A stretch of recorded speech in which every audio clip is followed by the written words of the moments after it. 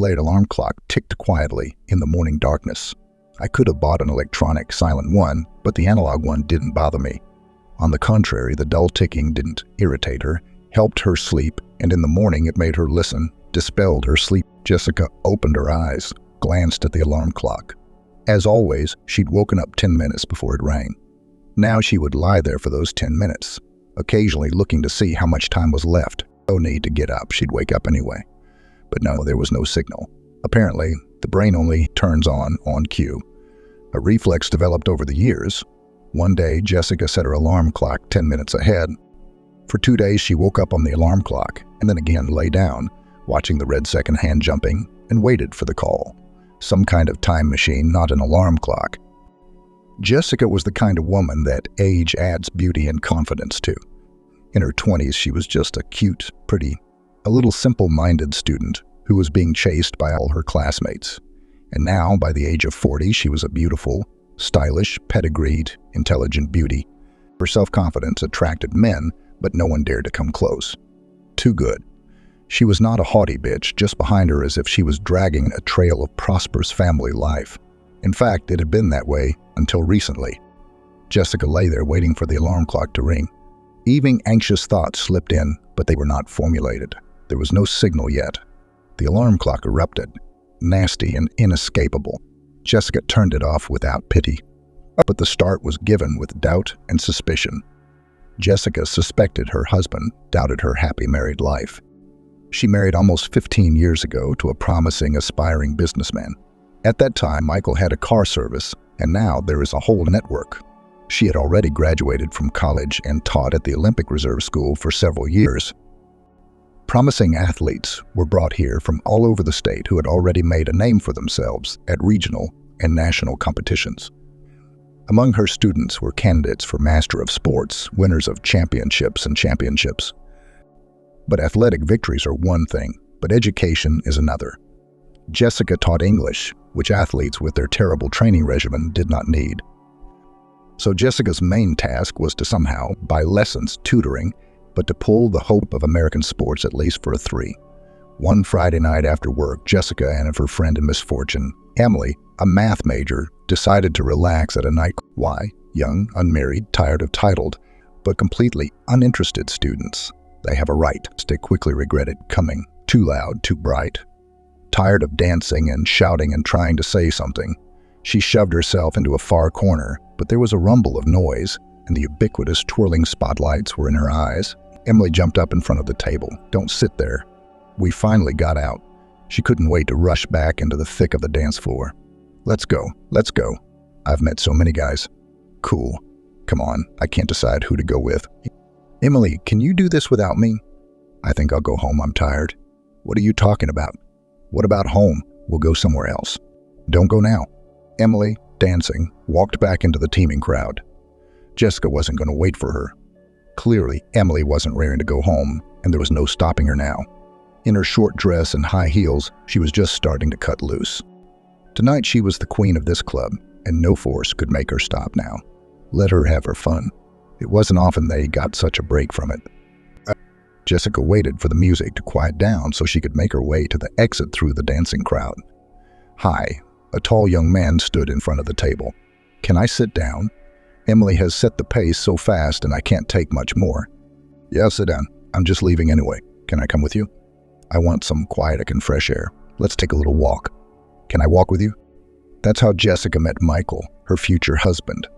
Nice guy, good manners, nice family, beautiful and properly groomed. Was there love? Of course there was. But somehow, it wasn't intense. At 17, you can run to the ends of the earth for your beloved in a frenzy of passion. At 25, you need to build a reliable, happy family based on love. And all my girlfriends are already married with children. They said, "Choose Jessica. Men like you won't be pecking at you anytime soon. They'll find younger ones. Take it as it comes." It was a marriage of convenience. But it wasn't about money and wealth. It was about living happily ever after. Now in 40 years, more and more often flashed the thought that the calculation was wrong. Maybe it was necessary to wait for a mad and unearthly love and even for a short time, but to see the sky in diamonds, and not to live 15 years of calm, prosperous, and happy life, which now flew to all hells. They didn't have children. It didn't work out. Jessica sometimes thought that if they'd had kids, things would have turned out differently. They didn't really want kids. At least Jessica didn't feel bad about it. It would have been nice to have a baby, but no, it wasn't. She never understood the enthusiasm of her friends who grabbed other people's children in their arms and hooted with them. I never felt any emotion at the sight of babies. She must be some kind of a defective. She doesn't like other people's children. If she loved her own, she would know. They don't exist. 2 months ago, Jessica felt that in their family, as in the Danish kingdom, something was wrong. Everything seemed to be the same as always, but there was some kind of reticence. Like Michael had a secret. What secret? They never hid anything from each other. He looked at Jessica with a frozen stare like he couldn't see.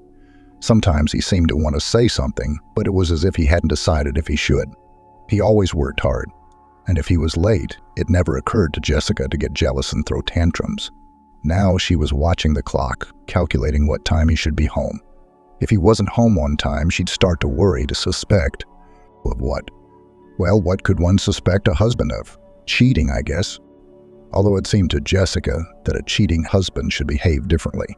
She didn't know how. But for some reason, she didn't believe in cheating. It was too trivial. There was no other reason for the changed relationship. Michael, what time are you coming over?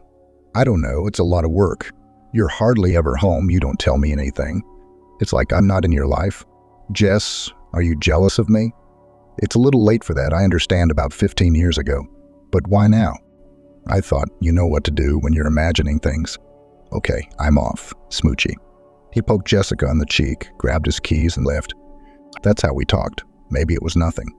I made it up, I'm suffering. But a nagging sense of impending misery lingered. No, something's wrong. Something's about to happen. Jessica decided to do something useful, but not her favorite. She had her own system for keeping the house in order. Sure, dusting and scrubbing the floors was a necessity, but she hated general cleaning, never trying to do everything at once. She assigned herself half an hour of family chores. There are community chores, and these are family chores. For example, wash the window, dust the bookcase, put the kitchen shelves in order. It's not a waste of half an hour. And the things I didn't want to do are done. Today was the clothes closet's turn. It was high time to put away the winter stuff, make an inspection of t-shirts and shirts. There's probably something that needs to be thrown out by now. Well, not thrown out, but taken to the country house. They don't throw anything away. First, they take it to the country house, and then, when it's been there for 2 years, it goes straight to the trash. If you have a summer house, there are no trash cans at home. Going through her shirts, Jessica fumbled with something hard in her breast pocket, a photograph. The photo was of Michael and some woman. Jessica had seen this woman somewhere, only she looked different. She remembered old photos of Michael from his college days showed this woman, but much younger. Jessica hadn't really looked at her husband's old photos, but I think this was the girl she'd seen. She'd have to check. The old albums were stored in the back row of the bookcase. Jessica took out a row of books and pulled out the albums. Spreading the albums out on the table, she looked for a picture she honestly didn't remember very well. Okay, something vague like she'd seen.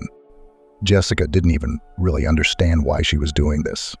Well, she'd find a picture of a girl, so what? Only that Michael had met somewhere either a classmate or a classmate and had taken a picture with her, but she kept looking for the picture. She thought she'd find it and learn something very important. She did find it. Here is this girl, beautiful with a bold look with some irrepressible energy which is visible even in the old photo. And next to Michael, look so that it is clear, is not just love. Here is a passion that will sweep away everything in its path, push on any deeds. Something happened there in the distant past, and now it will auction in the prosperous life of Jessica. She didn't just feel it. She knew it for a fact. The doorbell rang. Emily came in. Over the years, Emily had managed to get married twice and have 2 children, gain weight, lose weight, gain weight again, but remain her closest friend. Oh, what's this? Nostalgia. What are you doing in the old stuff? You know, it's just a weird picture. Look, here's Michael and his girlfriend, and here's them, but a long time ago. So what? Maybe this one was taken a long time ago, too. It doesn't look like it. Judging by the age, it's done since a year ago. And the shirt he's wearing is the one I bought. So this girl showed up again not too long ago. He never told me anything about her. He kept the picture in his pocket. Either it was precious or he was afraid he'd lose it. Or he was afraid I'd see it. Jess, what does that mean? Anything. There's a lot of possibilities. Putting aside the most unpleasant one, the mistress, for example, he met an old love. Well, they took a photo for a good memory, slipped the photo in his pocket and forgot. Inga seems to be trying to calm and cheer up Jessica, offering different options to explain the situation with the photo. And now you can't find a place for yourself and draw horrible pictures of infidelity. By the way, that's also an option. That's exactly how it was planned. I decided to freshen things up, so I planted this picture on you. I wish I had your optimism. What's there to be sad about? It's a tragedy. Even if it's a mistress, it's no big deal. No, you can't forgive, of course. Remember how I kicked my first one out with a kick in the ass? But I didn't forgive him. I hate picking up scraps for someone else. Isn't that cheap? I divorced one idiot, found another. Jessica is at a loss to ask her friend for advice on what she should do now. Emily suggests asking Michael directly who the girl in the photo is. But Jessica doubts her husband will tell the truth since he's been silent and acting strangely so far. She feels things are complicated with this girl from the past. Emily insists that they need to find out the truth, even if bitter, rather than hiding their head in the sand.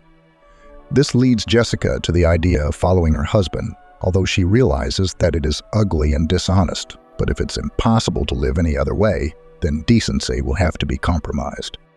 Jessica still tried to avoid being followed and asked Michael directly about the girl in the old photo. He seemed to remember that it was a certain Sasha with whom he studied together. But after showing the recent photo, Jessica is waiting for an explanation as to why he was recently dating her and carrying the photo in his pocket. The conversation doesn't seem to have cleared things up yet, and Jessica has to decide if it's really worth following her husband to find out the truth. The issue of trust in their relationship hangs in the air. Well, met by chance. Recognized him. Not in the old photo. Then why did you keep her picture? Jess, I'm sorry, yeah, I know this girl. We had a relationship a long time ago, but that was way before your time. There's nothing to do with us now. Me. How long ago? What's with the interrogation? I don't want to talk like that. I can go out with old friends. I don't have to ask your permission. Sure, honey. Jessica was sitting in her car outside her husband's office, waiting for something. So he'd get out, so he'd drive. He's got a bunch of auto body shops around town. There's no telling where he'd go. I felt like a fool, but I wouldn't leave. Empty at my mind. I had to follow through. Michael came out, got in the car. Okay, let's go. We drove a short distance and stopped at a coffee shop. Michael went into the cafe. Jessica got out of the car and through the glass tried to see who he came to see. There was no one. He was sitting alone at a table. Jessica cursed herself and got ready to leave. And then she saw her, the girl in the picture. She came into the cafe, sat at Michael's table. Judging by the expression on her face and the abrupt gestures, she said something unpleasant to him. Jessica didn't hear the words, but it seemed to her that Michael was trying to explain something. Maybe to persuade or talk him out of something, but the girl cut him off abruptly. No, not lovers. That's not how lovers behave. What kind of secret is it that you can't tell your wife? The girl left the cafe. Jessica followed her. Why? Something had to be done. She saw her go into the driveway and she drove home. She decided she was going to talk to her husband today. No more secrets, no more innuendo. She had to get it all out in the open. Family's falling apart. There's no room for sentimentality. I used to have a relationship with this woman. Okay, who didn't have a relationship before marriage? What's your connection now? Why is she showing up now? What does she want from you? All the questions had been formulated and asked, but there was no one to answer them. Michael didn't come home. This had never happened before. In their entire married life, Michael had never spent the night out of the house. Jessica was used to falling asleep before her husband arrived, but he was always there in the morning. It was unusual, but she didn't feel any anxiety. She called, no answer. Did you call work? No. They hadn't seen him yet. That's when it started to get unsettling. She called all her friends and acquaintances. No, he didn't spend the night at anyone's house. So where did he sleep over? The one in the picture. Hey, Jess, did you call the police? Emily, what am I supposed to do? My husband's run away. Find him and bring him back. You think he ran away? I don't think so. I think there's trouble. We have to look for your husband who's been running away. Go to the police. The police didn't take a report. Well, come back in 3 days. He's out on a bender. You're going straight to the police? Jessica tried to explain that her husband does not go out, always sleeps at home. And if he's missing, it means he's in trouble. She must have been too emotional because the policeman behind the glass suddenly said, I understand your husband. I'd run away from such a wife above the Arctic Circle. Come back in 3 days. Goodbye. 3 days to do nothing, then file a report, then wait for someone to do something. What about Michael? Where is he? What happened to him suddenly doesn't matter. Did he cheat? Did he not cheat? What are his terrible secrets? Michael couldn't leave or run away. He was in trouble. There's no other explanation, and no one's going to find out what happened, so I'd have to do it myself. Jessica had no idea how to do that. The only thing that came to mind was to go to Samantha's house. Jessica remembered the house she lived in.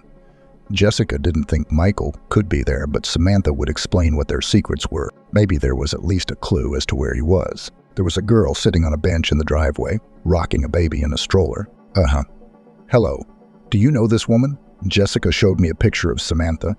I can't say I do, but I've seen her. Jessica thanked the girl and called Samantha's apartment. No answer. She called again, but no one was there. Another girl came out of the driveway. She lives alone, has a daughter about 10 years old. They live together. Have you seen this man?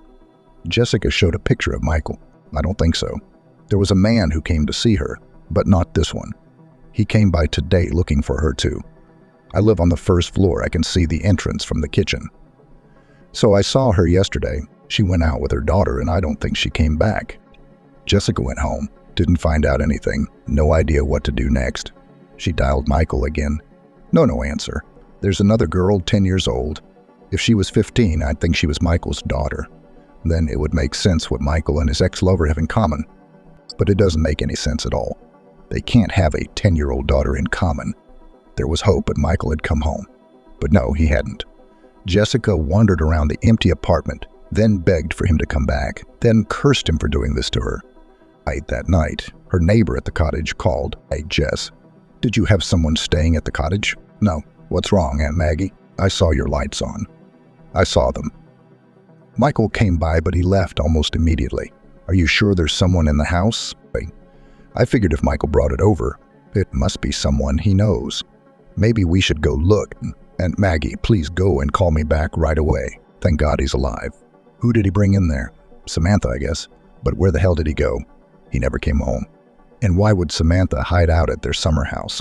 So many questions, no one to answer them. The neighbor called Banks. No, Jess, there's a girl there. She wouldn't open the door, but she said she came with her mom. And now her mom's gone for a little while. Now, should we call the police? No. Maggie, I think I know who the girl is. I'll be there in the morning. As Jessica drove to the cottage, she couldn't decide how to act. She sees Samantha. And what? Do I ask her outright mistress? And if she was, what would she do? Jessica didn't plan to grab her hair and wrestle her husband back with her fists, nor did she want to leave with her head held high. Pretend she'd come by accident. Sure, the husband brought his mistress, and the wife just happened to be passing by. It's like the dumbest joke ever. Okay, I can't think of anything good to say anyway, so we have to act according to the situation. After all, I don't care about Samantha. I need to make sure Michael is okay, Jessica thought. She got out of the car and peered over the fence. The fence was low and not solid. The whole lot was in plain sight. There was a girl sitting at a table under an apple tree. Her blonde hair was in a ponytail, her jeans were a little too big, and she was wearing a plaid shirt. Jessica opened the gate and walked toward the girl. The girl looked up with bright eyes. No fright. Hello. Who are you? I never talk to strangers. Wow. You must have read Hemingway at such a young age. That's a good point. My name is Jessica. This is my cottage, so you're my guest. What's your name? Mary. Mary, are you here all alone? Oh, I'm here with my mom, but she went away for a while yesterday. She's not back yet. Mary, have you seen this man? Jessica showed me a picture of Michael. Of course, that's Uncle Michael. He brought us here, and he came again yesterday. Mom left with him, not hungry. No, the fridge is full. Jessica went inside, looked in the fridge. It was full. Sausage, cheese, yogurt, eggs, vegetables. There's chicken in the freezer. Settled in pretty good. They must have been planning on living here. So where's Samantha gone? We can't leave her here alone, can we? Mary, come with me, and we'll leave a note for Mom. May Schulzen. Let's go, in case Mom doesn't come home tonight. It's scary out here at night. On the way into town, Jessica asked, Mary, where's your daddy? He doesn't live with us. He is a traveler, recently was in Antarctica, and used to work in the circus. He's a magician. Jessica thought the girl chuckled. I see. He traveled to Antarctica and shows tricks to the penguins there. Mary also said that she and her mom often move around. They don't have their own house, but it's even more interesting that way. They lived in Greece for 2 years. Mary liked it there. It was warm and there was a sea, but her mom said she had to go back. So they came. Mom has a friend in town, Josh. Mary remembers where he lives. We should find him. See if he knows where Mom went. But Mary, when you went to the cabin, did Mom and Uncle Michael talk about anything? Mom kept saying she was going to go all the way, punish some creep. And Uncle Michael said it was dangerous and we should leave. Well, that's just what I need. Oh, you're in trouble, Michael. What have you done? We're going to have to look for Josh Doe. Maybe he'll clear things up, Jessica thought. Mary showed her the house where Josh lived and said he would be here soon. He always came at the same time. About 10 minutes later, Mary jumped out of the car and, with a shout of Josh, threw herself around the neck of a tall, long-haired young man. Mary, my little monkey, where did you go? Where's Samantha? I haven't been able to find you for 2 days. He doesn't seem to know much either. But we have to try, Jessica decided. I'm Jessica. You see, your Samantha didn't go missing alone, but with my husband. And I found Mary at my cottage. I was hoping you could help me figure it out. You know, I'm having such a crazy day today. I drove home with one thing on my mind, something to eat. There's a diner around the corner. Let's sit down, eat, and try to exchange information. Josh knew Samantha before she went to Greece. Knew she was from Atlanta, was Miss Atlanta. Had a mother there, classmates. She didn't go on to college, got married, had a daughter, then divorced.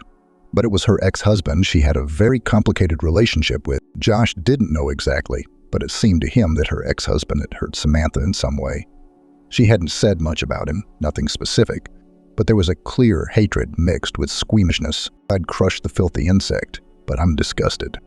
She'd gone to Greece because she'd been asked to marry there. But the marriage didn't work out, so she came back. It was after she came back that she started acting strange. She was always calling someone, disappearing, throwing jobs at Josh, meeting someone. Josh was happy to help, but he didn't understand how. It's not like she'd let him in on her plans. And now she's missing. And not alone, mind you. I don't understand what my husband has to do with this. We knew each other years ago, but I never heard from her, Jessica said. She's back, and Michael rushed to help her. He was so eager to help her that he forgot to tell me he was leaving.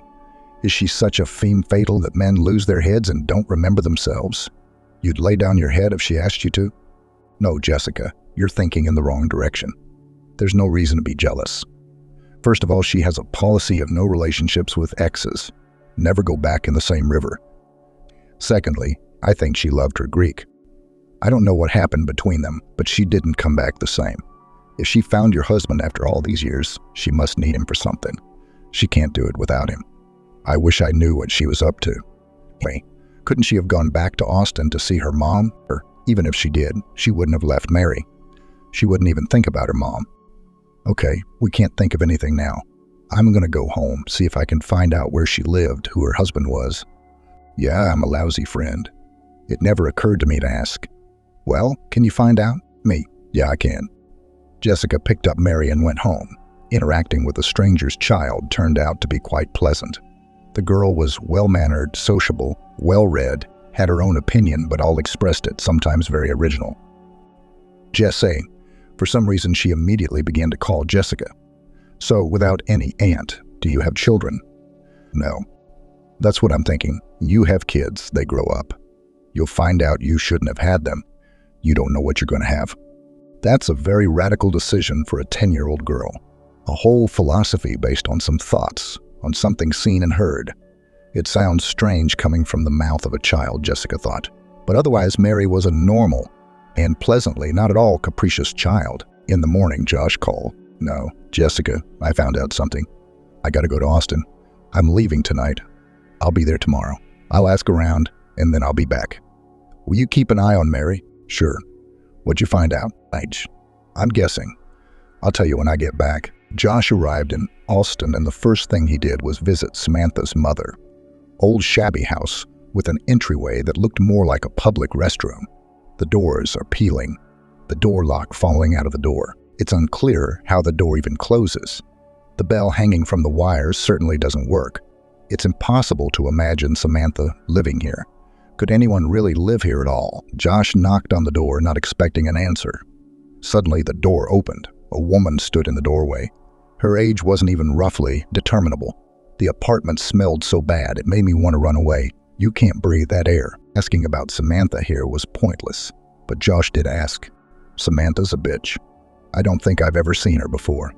She left my mom. I don't need my mother. I'm dying here all alone. Or do you even know she's got a daughter growing up? I don't want to know. She's an asshole herself, and her daughter will be the same. She's all grown up now. She's running around with dogs. What? Somebody come looking for Samantha? I did. I told them to get out. She said she'd laid her life on them, and now there's no one to serve her. Free and slip. She remembered the glass, but not the water, Josh muttered. The woman staggered, but held onto the door. Careful not to fall. She turned and staggered back into the apartment. Josh closed the door, pushing hard so it wouldn't open, and ran out of the entryway to get a breath of air. Okay, we talked. What a nightmare, he thought, not expecting this. One thing was certain, Samantha would never come back here. Josh's spirits were low after talking to Samantha's mother. She wasn't in Austin, that much was obvious. No one to come back to. But now that he was here, he had to ask around. See if any secrets from the past came out. Went to Samantha's high school. Her homeroom teacher was there. She had no one to talk to but her students. So she gladly told the nice young man about her former. She was a good girl with talent. It's a pity what happened. She went to a beauty contest for some reason. That's when everything started to fall apart. But she was a pretty girl, so why not be a beauty queen? You saw her mother. She's not just a queen, she'd go straight to the bar just to get out of the house. Lena said that after the beauty contest, Samantha was hit on by some daddy from the sponsors, 20 years older than her. She left with him. What happened next? Lena didn't know. Samantha never came to Austin again. You know, her friend Laura lives here. They've been in touch somehow. Laura said Samantha called her. Maybe she knows something. The teacher suggested. Nothing concrete again, Josh thought. Although he had already guessed which sponsor he was talking about. He'd learned that Samantha had left Austin with one Michael Lawrence, who was organizing the beauty pageant. He might be Mary's father. Now we have to find Lawrence. But first, we need to talk to Laura, Josh decided. Laura worked at the local hospital. Josh went there. At first, Laura didn't want to talk. She didn't know who this man was or if he might hurt her friend. But Josh turned on all his charm, pressed the fact that Samantha was in danger, and still persuaded his faithful friend. Laura said that after the beauty contest, Samantha was going to leave with Lawrence. Anna was horrified. You're going to live with that asshole. He's old, he's ugly, he's got greasy eyes. What am I supposed to do? Stay with my mom? Get away from her and live on your own. But Lawrence is worse than your mother. He'll ruin your life, get you into this shit. Age. No, then no. You don't talk. Laura didn't know anything more about Lawrence, but she could feel it, see it. A collector of pretty young fools. Samantha was just another miss to him. But for Samantha, Lawrence was a pass to a new life, and she had spit on everything and left. Laura's surprise was unprecedented when Samantha announced that they were married. Family life had become a dictatorship. You couldn't take a step aside. Endless humiliation, beatings, and total control. How did Samantha manage to have an affair with Michael? It's a mystery, Josh pondered. Michael didn't know that Samantha was married. He fell in love and didn't understand why his beloved would disappear for days at a time, unwilling to move in with him. So mysterious, with a lot of secrets. Lawrence solved all the mysteries quickly. When Samantha said she wanted to leave Lawrence, he didn't object. If you want to go, go, but go where I tell you to go. And locked Samantha up in a mental institution for 2 years. After leaving the asylum, Samantha took a long time to regain consciousness. And when she woke up, she realized she was pregnant. She gave birth to Mary. She didn't care about her life for a long time, but she couldn't imagine her daughter living with this monster. Samantha filed for divorce, grabbed Mary, and ran away. Either Lawrence wasn't omnipotent or he was fed up with his stroppy wife, but they got the divorce. Samantha was afraid that Lawrence would not leave them alone. So she kept moving, calling Laura from different parts of the country. Finally, 3 years ago, she announced that she had found her happiness, fell in love, was going abroad, and that Lawrence would not bother her there. Sometimes she called, even by video link. Laura could hear Samantha sparkling with happiness and was genuinely happy for her friend, and then she called hysterically, screaming, "I'm going to kill that bastard once and for all. He will answer for everything." I did not really understand, but it seems that Lawrence sent her lover photos of beaten Samantha in the asylum and wrote that he was going to marry a vicious woman. And in the photos where Samantha was drugged, with a glazed look, she really looked terrible. Apparently, as she used the Greek believed, was afraid to connect fate with such a person or was not so much in love. Anyway, Samantha had to grab her daughter again and leave. That's all I know. I haven't called again, and thank you, Laura. That clears things up. If he shows up, give me a call. Josh called Jessica, said he couldn't find out anything more in Austin. And he'll be home tomorrow morning. No, Josh, you're coming straight to my place. You'll tell me everything. But if you feed me breakfast, I'll come straight to you from the train. In the morning, Jessica was awakened by the doorbell. Woke her up at the moment when she was dreaming of something nasty and disturbing. She had no strength to wake up and open her eyes. It's a good thing they woke her up. It must be Josh, Jessica thought, but it was Ingrid. Aren't you answering your phone? Michael's here? No, she came in like a hurricane. Her energy hadn't diminished over the years. Emotions are running high. Don't yell. The baby's sleeping. What baby? Where did you get a baby? Let's go to the kitchen. Have some coffee and I'll tell you all about it. I've got breakfast to make.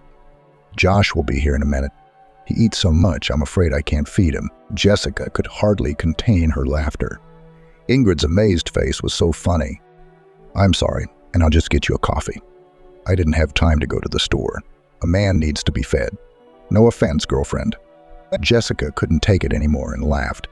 Come on, I'll find you a sandwich, too. Before Josh arrived, Jessica had just enough time to tell him where the girl and the man had come from. Ingrid ooted in a Haiti. Jessica thought she was more interested in who Josh was than anything else in the story. You're not getting married for the third time, are you? Looking for a candidate. She joked. Josh arrived, tired, hungry, upset. Everything I'd learned didn't help me figure out where Samantha and Michael were, Josh summarized. Knowing Samantha's character, I fear that she's decided to take revenge on Lawrence. Self-hatred and fear for her daughter might have pushed her to rash actions. It's too expensive to compete with Lawrence, Ingrid said. He's in the upper echelon of show business. Rich, famous, surrounded by stars and the right people. Invulnerable and all-powerful. You can't get to him. And if you do, it's a head-scratcher. Ex-wife is not the kind of character he'd feel sorry for. He'll either kill her or put her away. What happens to Mary then? It's interesting that everyone's worried about Samantha and Mary. Does anyone wonder what will happen to Michael? Jessica grinned bitterly. No one cares. It's his own fault, I see. I shouldn't have gotten involved in someone else's story. But if I did, I'd like to see him get out of it unscathed. At least alive. Jessica didn't know how to deal with her husband when he came back. Or rather, if he did. What kind of love was so abnormal if after all these years he spits on her prosperous family life and gets involved in some adventure? Samantha may not be going into the same river. Michael, on the other hand, seems to be hoping for something. There's no other explanation, she thought bitterly. Does he intend to go back to Jessica? If so, how? Will he come and, without explaining or telling her anything, go on with his normal life as if nothing had happened? Does he think he can do that? Ingrid wondered. Jessica didn't know if she wanted her husband back. The only thing she wanted now was for him to be alive. We'll see. Our detective work has reached a dead end, Josh stated. Samantha's secrets are solved. Michael has no secrets. Where do we go from here? Josh felt that the only way forward was to dig into Lawrence's life. If something unforeseen, unpleasant for him had happened in the last few days, it was likely that our vigilantes had sprung into action as soon as possible. They must be stopped before the trouble happens. I'm going to go home now, get some sleep, and find out what Lawrence is up to, what's going on. Josh, who are you? If you can find out what the powerful are up to. Ingrid was clearly interested in the young man. I'm not a big bird myself, Josh answered modestly. But I have a few friends, including some from the world of show business, who I think, maybe aware of Lawrence's affairs. If I hear anything, I'll call you, Josh added. Don't hurt Mary. She's a good girl. Josh left, and Jessica and Ingrid were left to ponder what kind of revenge Samantha had planned, but trying it on for size. What would you do if your husband ruined your life? Ingrid asked. Well, I'd probably do nothing. I'd try to forget it like a bad dream, replied Jessica, and I'd definitely take revenge. How can you send your current wife a photo of you with your mistress? You can put your story in the press, ruin your image. But it's all kind of petty, toothless, Ingrid sighed. She didn't have the imagination for anything else. Jessica enjoyed spending the day with Mary. They went to the mall and bought Mary some clothes. She didn't even have any pajamas and only one shirt. They went to a cafe, had ice cream, then bought groceries and went home to make lunch or dinner. Josh was supposed to be here with news. And Ingrid, of course, would not stay home. While cooking dinner and talking to Mary, Jessica couldn't get the thought of her husband out of her head. Angry, of course, but even angrier at the unknown Samantha. Revenge on an ex-husband is probably fair, but why bring my Michael into it? She thought bitterly. But how can you not think about how your gamble will turn out for other people? For Michael and Jessica, Josh and friend Laura see Samantha as an innocent victim, hurt and humiliated. Jessica didn't see it that way. She developed a very different image of herself over the days. Bold, bossy, unforgiving of insults and insults, willing to go to extremes. Surely there was something to avenge Lawrence. But Jessica also questioned the extent of his guilt. The ease with which Samantha had put other people's lives on the line, including her own daughters, was astonishing. In the evening, they gathered the council, and Josh laid out what they'd learned. Lawrence was really getting into trouble. A seemingly small thing at first. His young wife, an aspiring singer whom no one had heard yet, had been sent a photo of her husband having fun with his mistress. The mistress is even younger and, apparently, even more eager to become a star. Otherwise cannot explain the popularity of the old worldly daddy of young girls. But the young wife turned out to be wise beyond her years. She didn't want Lawrence's love. She didn't marry for that until he made a singer out of her. No divorce is out of the question. She didn't notice the affair, and there was no scandal. If Samantha did it, the first blow missed. The second one was much more serious. Lawrence's production center was churning out stars like pies. Not a year without a star. If they're making stars, somebody wants them. It was needed by sponsors who invested a lot of money and wanted a lot of money in return. Their indignation was not limited when they learned that most of the money Lawrence spends not on the promotion of stars, but on himself, his favorite. These were not empty words. They were presented with documents and proof of how much and on what was spent. The production center was cracking at the seams. Sponsors demanded Lawrence return the money, and the underachieving stars realized that fame was passing them by. Apparently, Samantha had been preparing this blow for a long time and disappeared when she was ready to deliver it. Realized that the collapse of Lawrence's career will not forgive her. Oh my God, what was she hoping for? That Lawrence would bitch and not find out who started? Now Jessica was horrified. But the worst part was that Michael would be the one to retaliate. She no longer doubted that he was involved. It was unlikely he was helping Samantha get information not his level, but he was hiding it from Lawrence. That was a fact. No, Jess, don't panic. Josh saw that Jessica was on the verge of a breakdown. We're not even sure what Samantha did. Somewhere she must have gotten those documents and her entourage.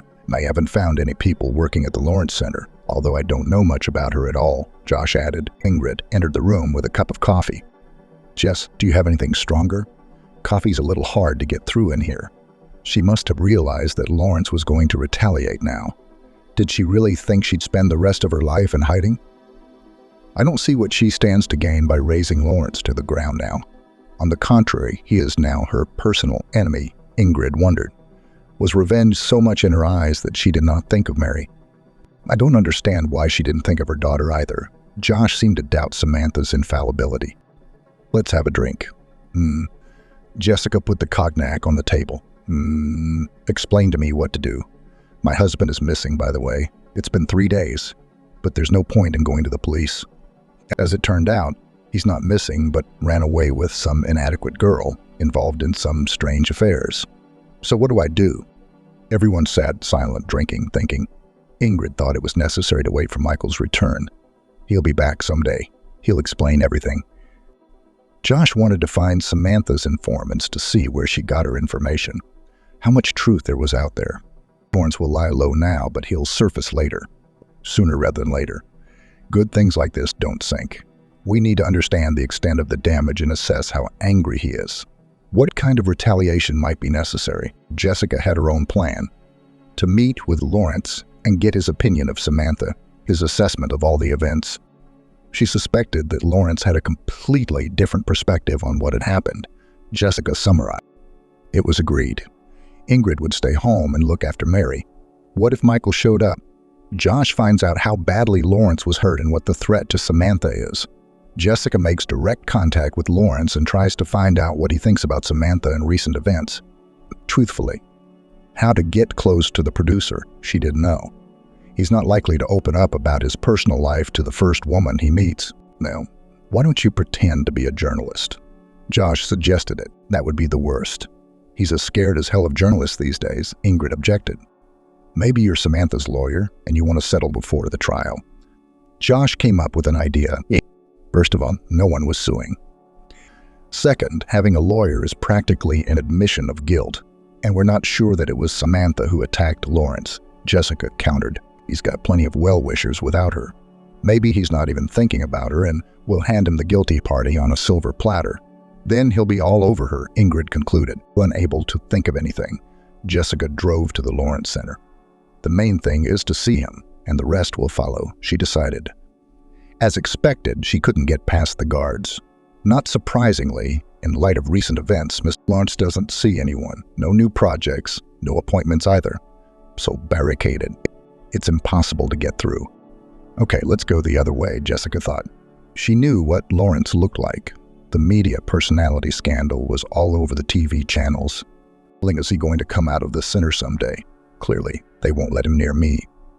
I have to think of a way to get his attention, to say something, so that Lawrence will realize it's in his best interest to talk to me. She sat on the bench in front of the office, fretting, trying to think of the right phrase to get Lawrence's attention. She had several options. But when Lawrence appeared in the doorway, she was suddenly confused, and everything she'd thought of went out of her head. He was walking toward the car, and now he would get in and drive away. She had to say something.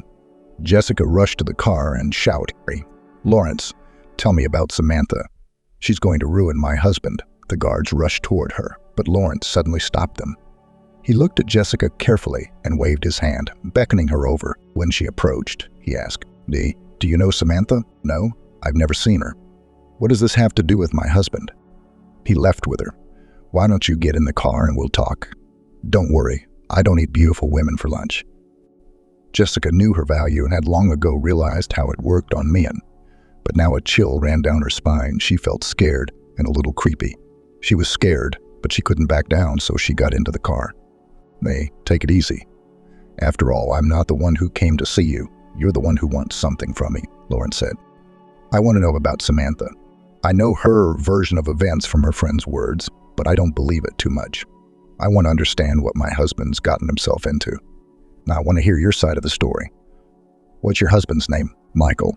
"Me. Where is he now?" "That's what I'm trying to find out. I'm truly sorry if your husband got involved with Samantha. Nothing good can come of it for you or him." Guns approached the driver. "No, Walter, the girl and I are having a serious conversation. Not the car version. Let's go to the restaurant." "What's your name, really?" "What's ours?" "And, Jessica." "You know, Jessica, I probably should have told you this a long time ago. I didn't want to be a pain in the ass. I'll tell you, I feel sorry for you and for myself. I'm tired of being the bad guy. Believe it or not, it's up to you. But maybe confessing to a villain will help you. For some reason, I want to help you. I didn't expect myself to be so sentimental. I hope I won't regret it. And I hope I don't have to tell you it's not for the press." At the restaurant, Lawrence was greeted like a regular. "Here's your table, as usual." Or Jessica, "Would you like anything?" "No, I'm not here to eat." "Go ahead." Lawrence's version was radically different from what Jessica had heard. The only thing they had in common was that they met in Austin at a beauty pageant.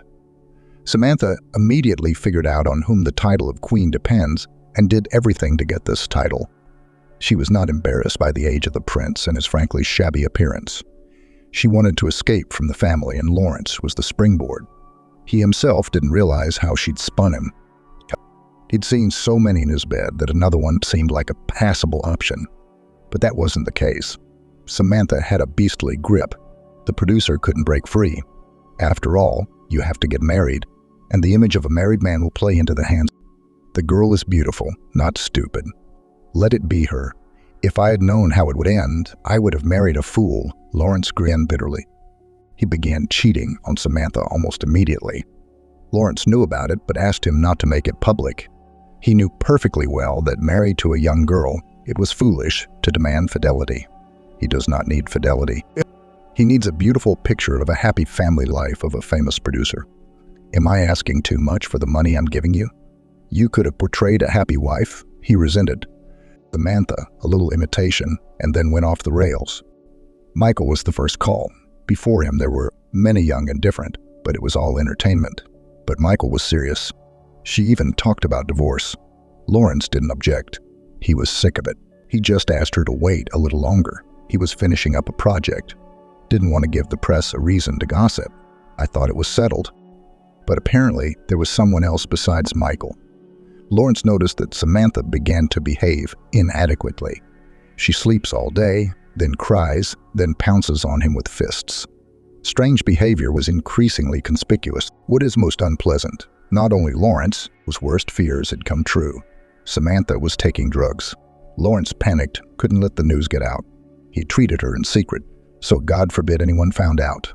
He took his wife to an expensive closed hospital, which kept the secrets of clients more than an... Samantha was treated well there. She came back completely sane, behaved herself. If she had cheated, Lawrence didn't know it now. He didn't need anything else. We live normally. We observe decency and all right, he reasoned. When Samantha announced that she was pregnant, he calmed down. Everyone's calmed down. She will give birth to a child, at least some time to stay at home. Look, and everything will improve, hoped Lawrence. But it wouldn't. In vain he hoped. Immediately after Mary's birth, Samantha's mission accomplished sign lit up in front of her. Nothing was holding her back anymore. She threw tantrums, screaming that she didn't want to live with such an ugly, fat, disgusting man. Well, if you don't want to, don't live. All fed up, break up. Lawrence decided. He bought an apartment, deposited a huge sum of money, and got divorced. Michael, wait. Something does not add up. Interrupted him, Jessica. If she had an apartment, why was she traveling all over the country? Why was she hiding from you? Very original hiding, Lawrence grinned. Calling from everywhere, yelling that I'd put her and her daughter in another hole, demanding money. I sent more than what I'd left in the divorce and had already transferred. Over the years, you could live in your own villa somewhere in the Maldives. Why did you send the pictures to Greece? Jessica asked. I didn't send anything, Lawrence said. I was glad she had settled down. I hoped she'd stay there longer. I was willing to keep paying to get her off my back. But I guess she showed her true colors there too. The Greeks kicked her out. Back in the States, Samantha took revenge on Lawrence, but he didn't know why. Whether she hired detectives or many friends, she tracked down Lawrence and his mistress. The new young wife was unimpressed by the news. She's got her own nose to the grindstone. And she wasn't interested in Lawrence as a man, only as a sponsor. Where and with whom he partied, it didn't matter. When Samantha got to the financial documents, Lawrence was angry. Why bite the hand that feeds you? If I go broke, Samantha will be out of money too. At least think of your daughter, he resented. Lawrence tolerated cheating and everything else. But when his life's work was at stake, there was no room for pity. He was determined to stop Samantha. Sure, she's messed up my life, but it's not critical. I'm not an invertebrate amoeba that's so easy to snack on. I'll get my name and influence back, Lawrence pondered. I haven't figured out what to do about Samantha yet. I know where your husband is. He really is with her, but don't be frightened. I'm not going to do anything to them. I'm not a gangster from the 90s. I have no beef with Michael at all. Samantha's always had a way with men. I'm a case in point. But I don't know how to stop her. I can't lock her up in a hospital. Wait, Michael, but she's got your daughter with her. What's going to happen to her? Jessica asked worriedly. I never believed she was my daughter, but it doesn't matter. I'm her father on paper. I have no other children, and Mary is a wonderful girl. Did you have any contact with her? Mary was little, and her mom was traveling around, and sometimes she'd leave her with me for a month or two. When Mary got older, Samantha stopped leaving her. I guess she was afraid I'd refuse to take her back someday. Somehow I'd have to explain to the girl who I was. So don't worry about Mary. I'll be happy to have her live with me, Lawrence said. Jessica's head was spinning. She did not know who to believe. In front of her sat an old, ugly, and unhappy man with tired eyes. A lot of work, a lot of money, and no happiness in the past or in the future. Could she trust him? Somehow she believed he wouldn't hurt Michael. He doesn't want Michael. He'd let him go. But what about Samantha? Or is Lawrence not telling the truth? Why would he? He could just not tell his story to a woman he doesn't know. Or is Samantha really sick? You don't make up a creepy husband story like that in your right mind. Michael, I'm not asking what you're going to do. You're not going to tell me. But one last question. Why did you marry again to a young poor girl with ambition, who sees in you only a bag of money? Jessica asked. You can't believe that she loves you. Why do you have to go through this again? Jessica wondered. No, the rake. It's not the same, Lawrence grinned. My present wife does not love me, of course. I know all about myself and look in the mirror. But it's not Samantha. Just a young, stupid hick who wants fame. As soon as success looms, she'll dump me and never remember me again. Yet smart and calculating Samantha goes a long way. The truth is, I'm beginning to think Samantha's not well. I don't know why she's getting back at me. It's like a mania. She's always had a lot on her mind. But now her cockroaches are just running wild. Jessica felt sorry for the poor man. Money really isn't everything, she thought. Yes, he's not white and fluffy, but he's not a villain who gets his ex-wife. It seemed to Jessica that he felt sorry for his wife, albeit ex-wife, and his daughter, albeit not his own. Jessica had heard everything she wanted to hear. She didn't know where Michael was, but she knew he was safe. No, so he'd be back soon. Okay, we'll meet him, Jessica said, as she was about to leave. But Lawrence suddenly said, Jessica, you are a very beautiful woman. I was looking at you and thinking, do you know where I've seen you? I know, in an old French movie. You're not from here. You're from over there. Don't be frightened. I'm not going to charm you. You're not my type. I guess it's none of my business, but Michael's out of your league too. He's not worthy of you. How many years have you wasted on him? Isn't that enough? There's still time for you to be happy. Do you really love him? I'm sorry to be so frank. You don't love him. Then why do you love him? Look at me. You're looking at a man who thinks he can live without love. Don't make the same mistakes I did. Be happy. Ashrika was leaving, he said to her. Remember, my story mustn't get out. If anything appears in the press, I'll know you did it. You're the only person I've ever spilled my guts to. I warn you, if you do, I'll be your personal enemy. It was harsh and demanding. Jessica drove home in the morning, replaying the information in her head. It didn't make sense. Now Josh was going to say that Samantha was the victim of a tyrant husband. Jessica didn't believe that anymore. He's not a tyrant, just an unhappy man who makes money but realizes he can't buy happiness with it. I feel sorry for him, but I pity myself even more. I've spent half my life trying to build a happy family, and where is it? Some lunatic lured Michael in and he ran after her, forgetting he had a family. Well, that's a family that's worthless. It's time to take my head out of the sand, Jessica pondered. The house was packed. They sat worried, blaming themselves for letting Jessica go alone. They were terribly glad that she had returned alive and unharmed. Jessica carefully, without elaboration, spilled all the information.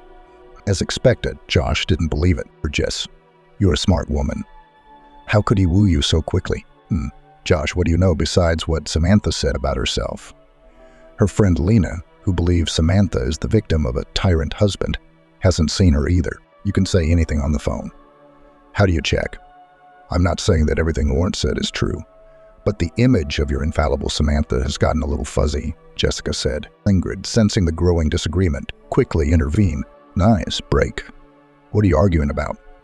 If I understand correctly, there are no complaints about Michael. Then Casanova will be here soon. We'll ask him. But when you think about it, your Samantha is kind of weird. Don't you think so, Josh? Josh didn't say anything, but he didn't deny it. Samantha was a friend, of course, and he was willing to help her. But lately, he wished she'd go away. I'm not refusing to help. Distance is not an obstacle, he thought. They agreed that Michael was safe and would be back soon. Samantha was lying a lot, but Lawrence wasn't going to take revenge on her. Everything seemed fine, but Jessica didn't care about Michael or Samantha. She didn't know what to do with her life. Had she loved Michael when she got married? Of course she did. He was so handsome. Her heart sank. The thin, intelligent face, the suave manners. Now Jessica was asking herself, is this enough for a happy life? Well, you're so wise now. And then such questions did not occur to you. Yes, if youth knew. And it's too early to talk about old age. Well, amateur detectives. Any thoughts on what to do next? Jessica asked. No, I don't. It's a dead end. I mean, it's all so clear, but what's the point? I don't know where Samantha is. Why isn't Michael coming back? It doesn't make sense, the other said. Jessica wanted to lie down and think. The wisest thoughts come to her before she sleeps. Her dear guests, don't you have to go? She hinted. Ingrid and Josh didn't object. Now, yes, it's time, they said, and hurriedly got ready. Wow, I missed something. Ingrid, what a bitch. How did she get here so fast? She's always been like that, though, and no one can keep up, Jessica thought. She lay down, but she couldn't sleep. She thought about her life. It was strange to think of her life with Michael as something that had passed. She had never imagined living without him. Now I'd have to get used to it. It was terribly depressing. When he came back, he'd probably explain everything, apologize. But Jessica wouldn't be able to live with him, to pretend that nothing had happened. She can't. She'll always remember the betrayal. I wonder if he'll tell the truth or lie. Jessica pondered. Michael showed up the next day. He came over, kissed her cheek carelessly, looked into her eyes, tried to understand what was waiting for him and how to behave. Nay, Jess, I'm sorry. I had a work emergency. I had to leave, and I broke my phone accidentally, so I couldn't call. Okay, I'm gonna lie. Of course, no one has a phone but yours, Jessica said sarcastically. Michael, before you tell a bunch of lies, I want to tell you that I've been looking for you. I was at the cottage. I know about Samantha. Her daughter's sleeping in the bedroom. How'd you leave that girl alone? Samantha never remembered her until now. Also, keep in mind that I saw Lawrence. He told me his side of the story. So without humiliating yourself by lying, why do you care so much about Samantha that you got involved in a murky story and weren't afraid to lose your family? Michael must have come up with some story that was convenient for him, but Jessica messed up his plans, and he had no choice but to tell the truth. It's unclear how much he knows, but it's dangerous to get caught in a lie. I don't know how to explain it, Michael began. When I saw her, I knew I couldn't say no. I knew she was dragging me into something bad, but she needed help. You know, it was like a spell, like hypnosis. She was so convincing about Lawrence's abuse, or so his meanness. I didn't even doubt it was true. The only thing I could do was try to talk it out, to dismiss it. I was afraid it would be worse. Well, to be perfectly honest, I chickened out. I knew it would be bad for me, too. Samantha showed up when she got back from Greece. We saw each other occasionally. She told me more and more details about Lawrence's abuse. Michael believed her. His heart broke with pity for the fragile, unhappy, unjustly accused of all the sins of a woman. Michael was eager to help, rushing to every call. Then he got tired of rushing. More and more often flashed the thought that before her appearance he lived a normal, quiet life and would not mind return to such a life. But now Samantha wouldn't let go. Calling, sobbing, demanding help. The last call was hysterical. Her husband had figured out where she lived. She had to run, but she had nowhere to go. Michael rushed to Samantha's apartment. She was frantically shoving things into her bag, pushing her daughter. Hurry, hurry, hurry, hurry. He'll be here any minute. I've got so much dirt, he won't get away with it. He'll answer for everything. Mary, don't poke around. Put those toys down. Come on, let's go. As Michael drove them to the cottage, Samantha talked excitedly about how she would exact revenge on Lawrence. Michael tried to talk her out of it, begging her to give it up. It was too dangerous. Different weight classes.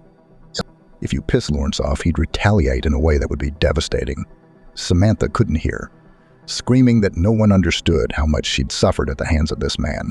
For a moment, Michael thought she wasn't quite right. She kept saying Lawrence was stalking her. But in the time he'd been with her, Michael had never seen him, not even a phone call. On the contrary, it seemed as if Samantha was stalking her ex-husband.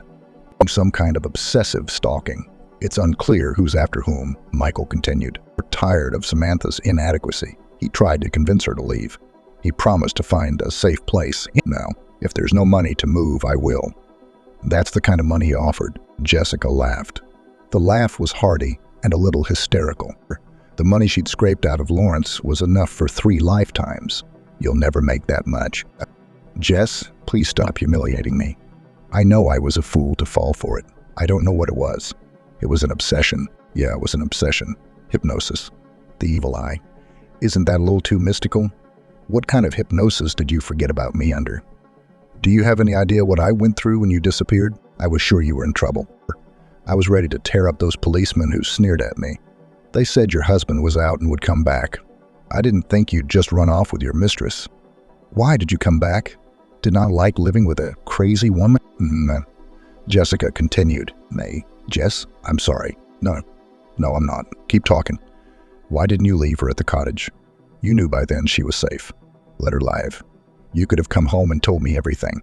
Didn't you ever think of that simple option? That's what I was going to do, but it didn't work out. I didn't get home in time, Michael explained. Samantha called again and demanded that I go back to the cottage. She said that I had to go to some acquaintances who had obtained material on Lawrence. They're willing to leak it online, but they need to be paid. We have to do it now, so Lawrence will be unstoppable. Why he obeyed again, Michael did not understand. But he turned around and drove to the cottage. Samantha was already at the fence. She jumped into the car.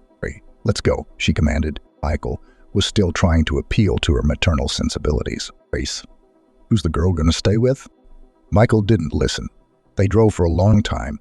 Samantha was agitated and impatient. All the time pushing Michael, she said with gloating. That's it, he's finished. That's it now. As they were thrashing around, it was scary. Samantha's behavior seemed too strange to Michael. At some point, he had a sense of unreality about what was happening. He couldn't believe he was participating in this absurdity. What am I doing here? Why am I doing this? He thought. When they arrived, Samantha told Michael to wait and walked into the entryway. He sat waiting, lost track of time, didn't realize how long he had been here. But for some reason, he wouldn't leave. He remembered Jessica, tried to think of how he would explain himself to her. There was a longing in his soul, and he wanted to leave everything and return to his quiet, happy life. Despair was setting in. Michael realized that his life would never be the same. But he didn't leave. He waited.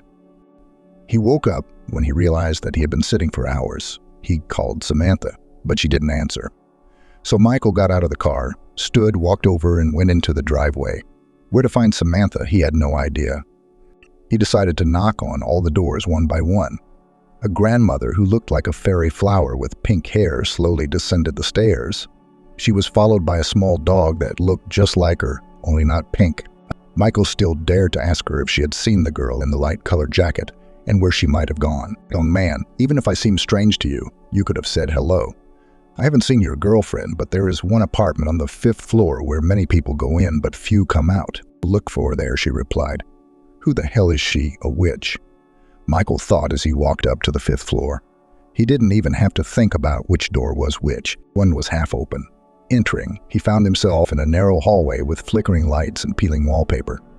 As he walked further down, he saw a large room with about 10 people in it. Some sitting, some lying down, and some walking back and forth. No one paid Michael any attention, as if he didn't exist. A kind of looking glass opened before him. Michael had never seen such a place before, but he immediately recognized the essence of what was happening. He tried to see who could be Samantha. He found her, picked her up in his arms, and headed for the exit. The others showed no interest in who was being carried, or they were being carried. Their gazes were blank, as if they saw nothing around them. Putting Samantha in the back seat of the car, Michael got behind the wheel and realized he didn't know where he was going. Probably to the hospital. But if Samantha was taken there, he would be locked up in a treatment facility. What would become of Mary then? And what would happen to him when Samantha found out that he was the one who sent her there? Without medical attention, she could die. Michael dialed the number of a doctor he knew, gave the address of Samantha's last refuge, and drove to the location. The doctor arrived quickly, treated Samantha, gave her shots, put her on an IV, and said that the patient needed constant supervision. He took a fee for his services and left. Michael was left alone. Sitting next to a nearly motionless Samantha, he thought about how it was that his life had descended to this. He wished he could get rid of all his troubles and go back to his wife. It was clear to him that Jessica was unlikely to forgive him. He wondered how he'd gotten himself into all this. At first, old feelings flared up. After all, he remembered how strong love had once been. Then came the desire to prove himself a hero, the savior of his beloved from the encroachments of the villain. When he realized that the princess was independent enough to fend for herself, it was too late to change anything. He found himself too deeply involved in the situation. He would have continued to sit next to Samantha, tormented by thoughts of rescue. But suddenly there was a call from Lawrence. Not to Michael, of course, but to Samantha. But Michael answered. Silently, without explanation, Lawrence said that Michael could be out. He would look after Samantha himself. Michael didn't object. He left the place in a hurry, and there he was, standing there so familiar and close. He's back. First he left her, now Samantha. I can see why he left Samantha. Things had gotten too tense, too tiring. Tired of having to sacrifice himself. I longed to return to my youth, to relive the vivid feelings, but I couldn't. A life of mixed fantasies was too disturbing. What was wrong with Jessica? Jessica looked at Michael with difficulty, and inside her flared the desire to strike him in his graceful, cultured face. The face that had always been so neat, to make his appearance distorted with pain, to make him cease to be attractive, to make her have no desire to admire him, no desire to rejoice in his return. Wanted to rid herself of any warm feelings for him. He didn't deserve it, but she held back. I didn't hit him. Michael didn't even realize how deeply he'd hurt her. How could he do that? He didn't think about how much it hurt her, how skillfully he'd packaged his anger in an attractive show. Look how honest I've been. I didn't lie. I came and told her the truth. And now he's standing there looking at me and doesn't understand what the problem is. After all, he came back, told everything, repented, even asked for forgiveness. Jessica should have forgiven him as a sign of gratitude for the fact that he came back and felt pity for her poor husband, who had been through so much. She should have thrown herself into his arms with tears in her eyes, stroked his head and assured him that everything terrible was over and everything would be all right. Jessica stood motionless, her gaze glassy, sending shivers down Michael's spine. She was silent, and he couldn't understand her thoughts. Obviously, a quick reconciliation scene with a happy resolution was not going to work out. Michael decided to wait it out. He hadn't even considered the idea that Jessica wouldn't forgive him, not now or ever in the future. And Jessica's only wish seemed to be that this man was never around again, that he would leave and never show up again. "Will you please leave now?" she said, trying to remain calm. "What do you mean, leave? Where am I going?" Michael didn't understand. "Get out of here. Go away. Get out," shouted Jessica, already desperate. Michael was stunned. Never before had he seen his tactful and calm wife in such a furious state. He was scared and confused. Michael realized it was time to leave before her condition turned into a full-blown tantrum. He couldn't imagine how this explosion of emotion might end, and he didn't want to find out. "Okay, I'll stay at the cottage for now. Then we'll talk," he said as he made his way outside.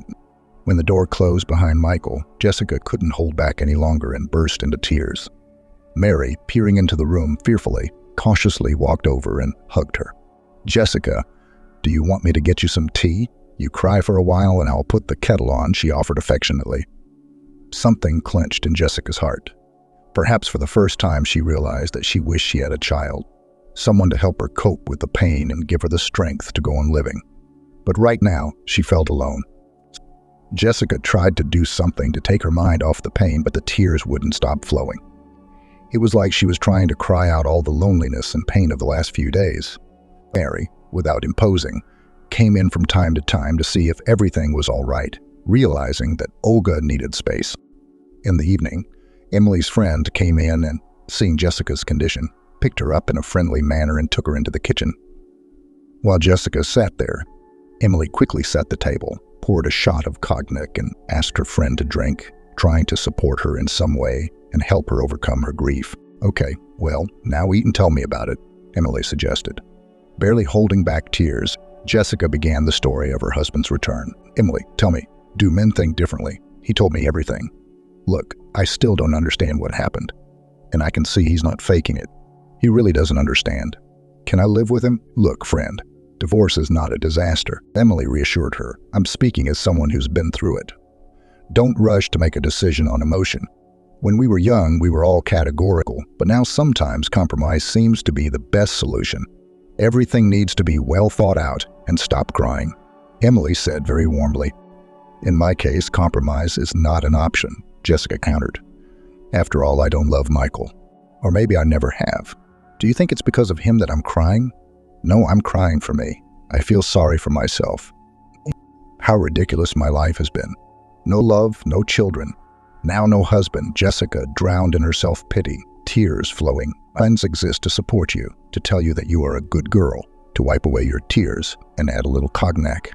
That's what they did. Gradually, the dialogue descended to the usual complaints of resentful women. We are so beautiful and smart, we earn our own money, but we are not lucky in our personal lives.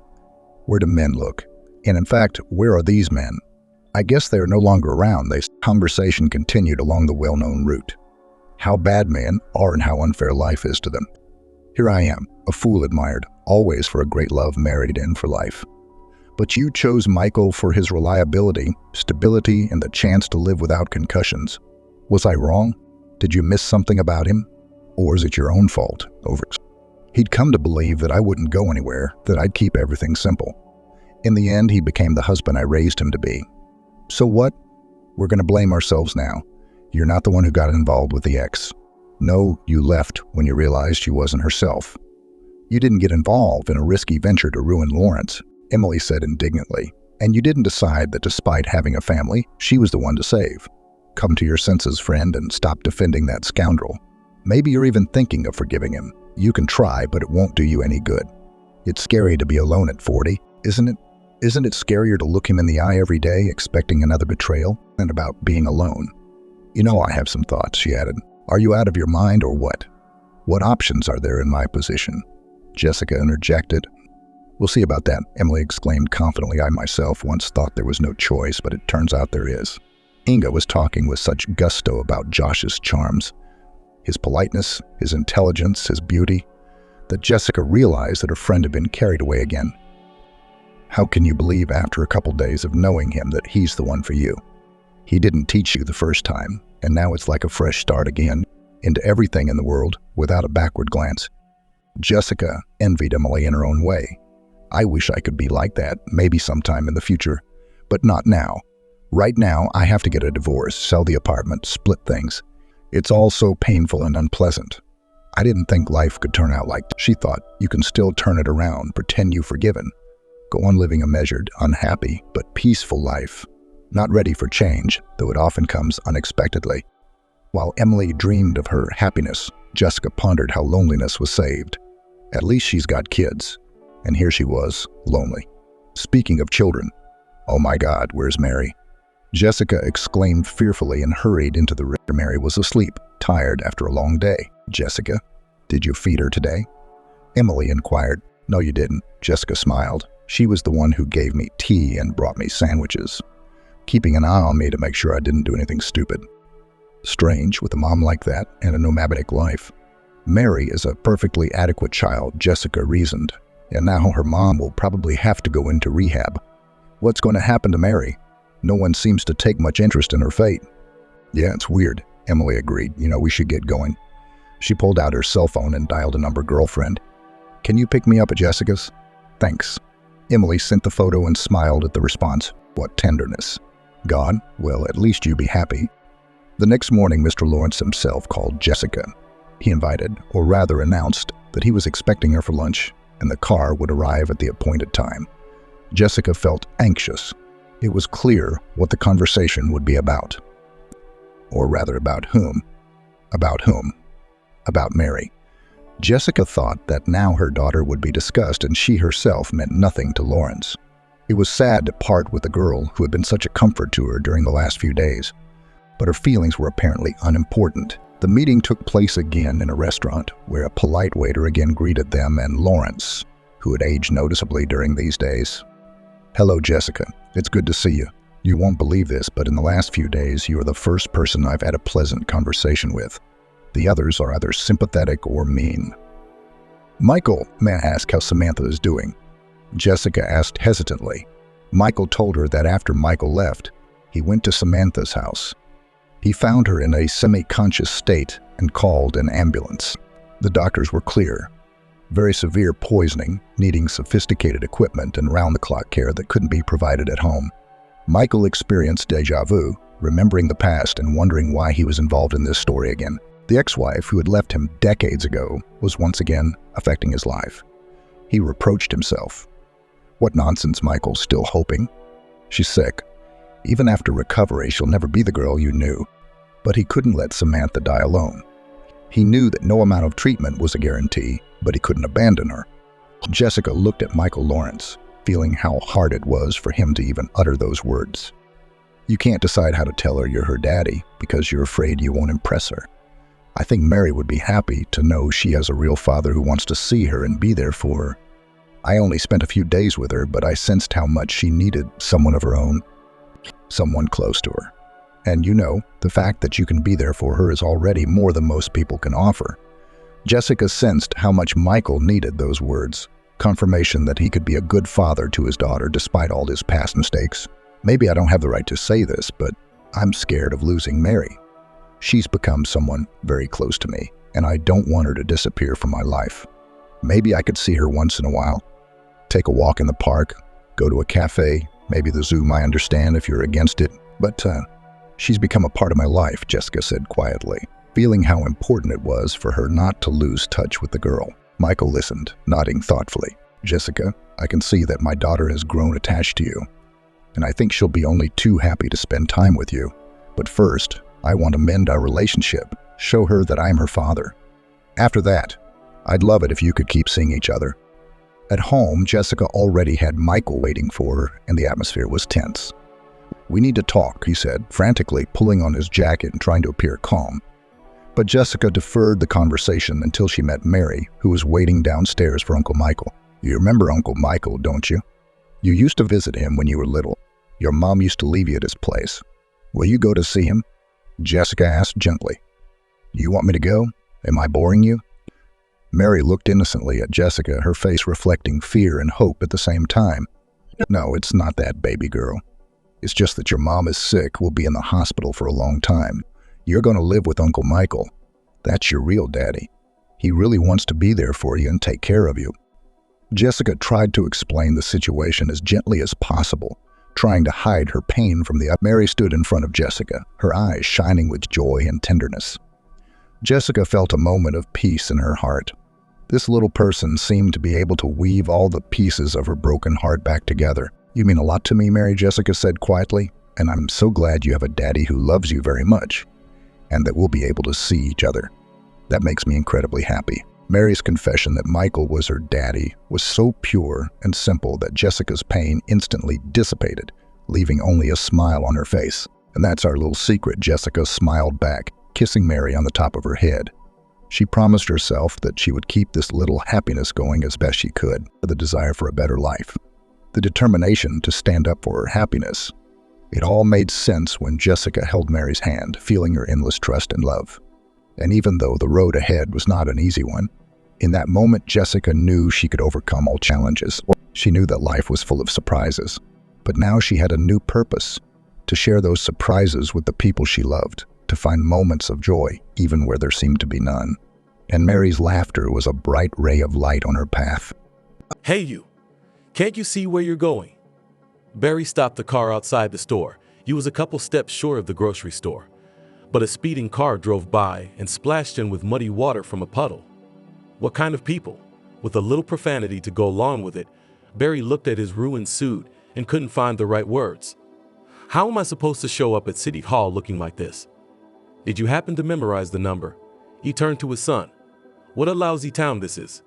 People in our town are more cultured and don't behave so brazenly on the roads. Barry tried to shake the dirt off his suit with his hand. He didn't have time. Don't worry, we'll stop at the mall and get you a new suit. We're not going back, Osborne reassured his father. It was pointless to postpone the visit to City Hall. Today they had to sign a contract for a turnkey construction project. For the sake of this contract, they have already traveled 200 kilometers. Osborne would not delay the meeting with the mayor for the sake of a dirty suit. Osborne would realize later that day. Up there, upstairs, someone wanted this fateful meeting to take place. They stopped at the nearest shopping center. They went up to the second floor and just popped into the first menswear department. A girl came up to them, a girl who looked very much like the one Osborne had lost long ago. He'd been looking for her for a long time, but Hillary had disappeared without explanation. She had simply left him, most likely for another more successful young man. Ignoring Osborne, she offered them a choice of several suits for business meetings. She took them to the fitting room, and while they were choosing, she disappeared in an unknown direction. Osborne would have rushed after her without even thinking. He watched from the side as the girl slung the strap of her handbag over her shoulder. She exchanged a few words with the cashier and hurriedly left the department, without even glancing in his direction. Isn't that her? It's so similar. The gait, the facial expressions, the smile. Osborne thought to himself, remembering their last meeting 6 years ago, when Hillary, without explanation, packed up and left without even saying goodbye. The search for her was unsuccessful. Her parents remained silent. Her friend shrugged her shoulders in surprise. There's certainly been a change in her appearance. From a shade, she has turned into a searing brunette. If earlier she practically did not make up, now there is a new makeup on her face. She looks, of course, flawless, like she doesn't even wear makeup. The girl was completely indifferent, looking at Osborne as if he were a complete stranger. Of course, it looks very similar, but it was probably not her. Osborne reassured himself. When his father, already satisfied with his appearance, stood at the cash register and paid for his new suit, Osborne plucked up the courage to ask the girl a question. "Tell me, please, the girl who was next to you recently, isn't Hillary by any chance?" "That's correct, Hillary. That's our manager. She owns the store," the clerk answered with a smile. She handed Osborne the bag in which she had packed his father's dirty suit. Without wasting another moment, they exchanged pleasantries and hurried out of the store, figuring in their minds that Hillary would be here tonight to collect the proceeds. Osborne sent his father home, and at 5 p.m. he was already circling the department. When he saw Hillary, Osborne walked purposefully into the store. He decided that today nothing would stop him, and he would finally find out the reason why she had left him in the most shameless way. "Hillary, hello. Don't you recognize me?" Seeing her cold stare, Osborne felt a fever without a fever. From her expression, he realized that of course she recognized him, but she didn't show it. "Have I changed so much that I'm hard to recognize?" He heard a voice that sounded painfully familiar. "You look better," he said hoarsely, confused by the surprise. It was only now that Osborne noticed a boy of about 5 years old standing beside her. He was standing next to Hillary, digging into his cell phone and paying no attention to the people around him. "Son?" Osborne smiled, noticing at once that the boy looked a lot like Hillary. "It's obvious that he's not a daughter," she replied unfriendly. "How old is he? What do you care?" There is a doubt that if he does not want to say the age, it could be his child. And why not? "What's your name, boy?" Osborne addressed the child directly.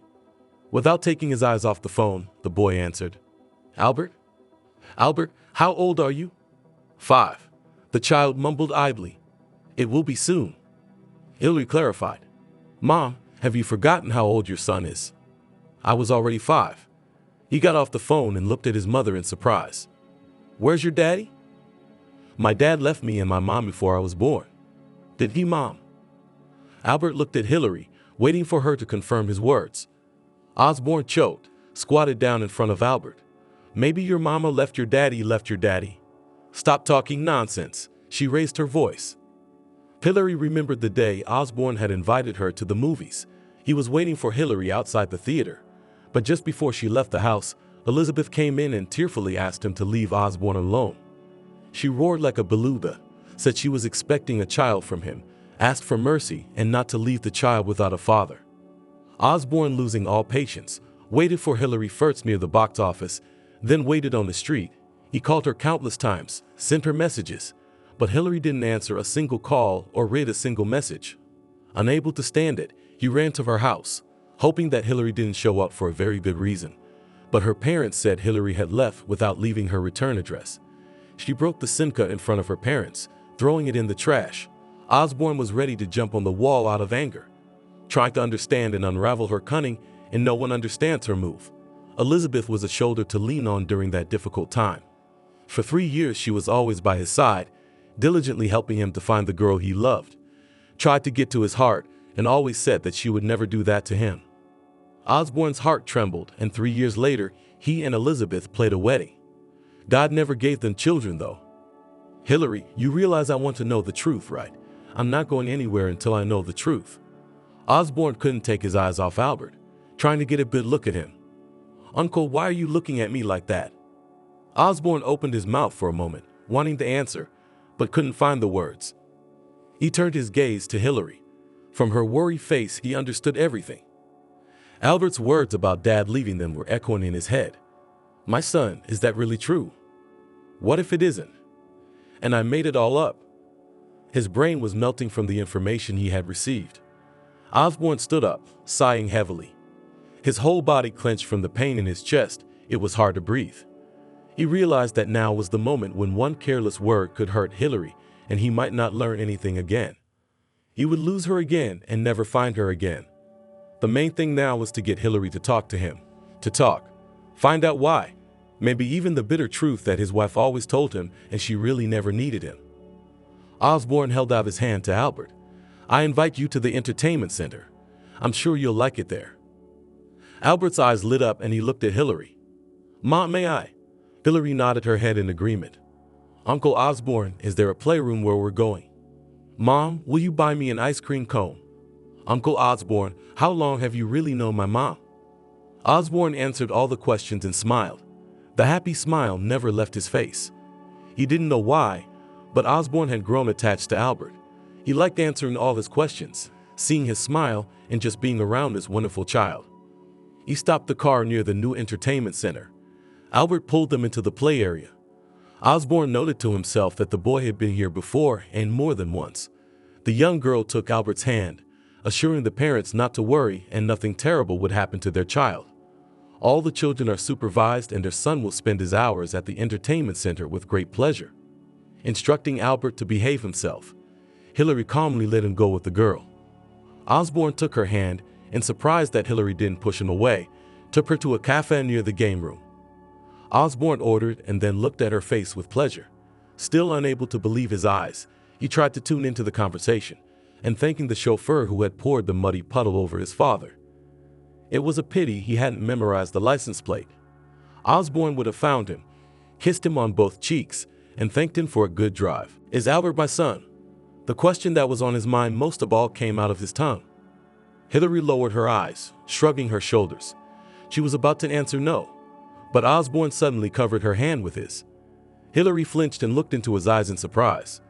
As they rode in the car, she had gone over several options in her head and had settled on the only one that was right, and decided not to interfere with his marital happiness with Elizabeth. But now the word yes came out of her mouth. Yes, Osborne, Albert is your son, but that doesn't mean anything. You have a family. Elizabeth loves you. You'll have children of your own. Osborne undid the top button of his shirt and loosened his tie. His chest heaved with injustice at how she could do such a cruel thing to him, and even now trying to manipulate him. Why did you disappear and not tell me you were having a baby with me? I was looking for you like a fool, not realizing anything. Waiting. Osborne stammered. He took a sip of water. It didn't seem enough. He took a few more sips. Why bring up the past, Osborne? He heard Hillary's voice. Are you seeing someone? I mean, a man, a husband, a loved one?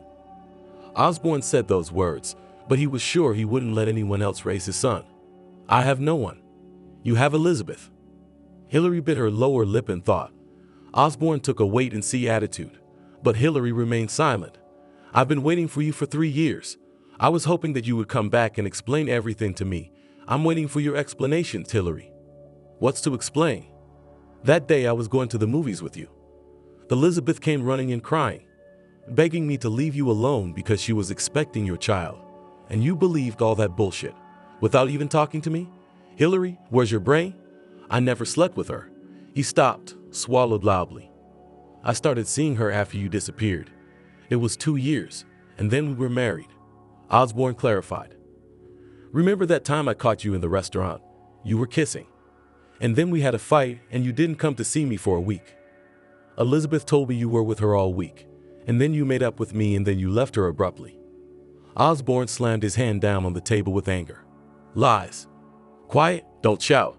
There are people around. People are already looking back at us.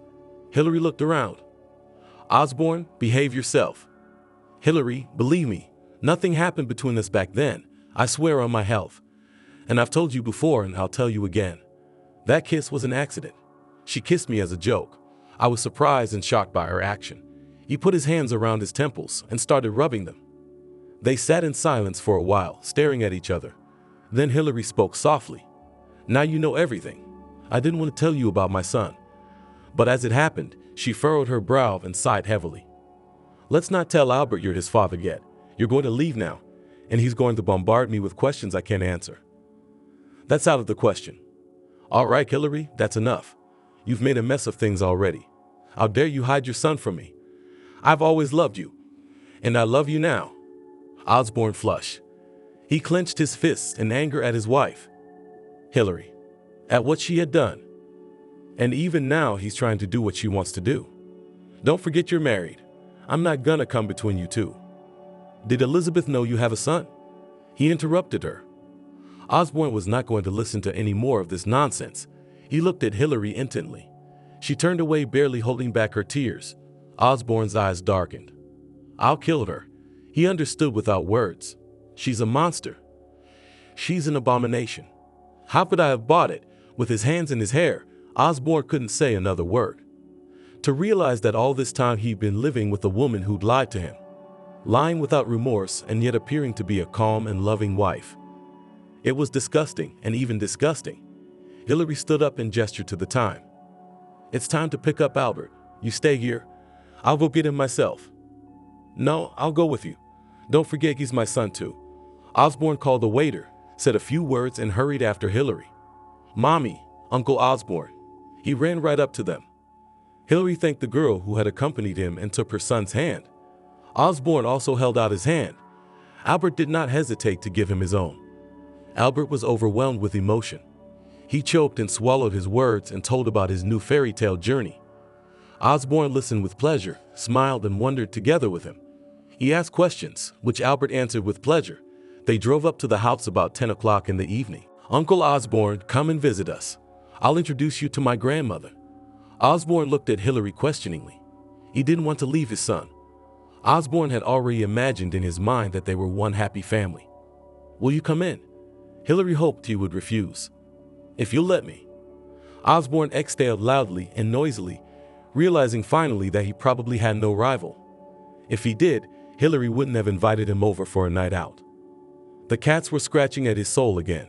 They scratched at his soul with such force that it became unbearable to think and breathe.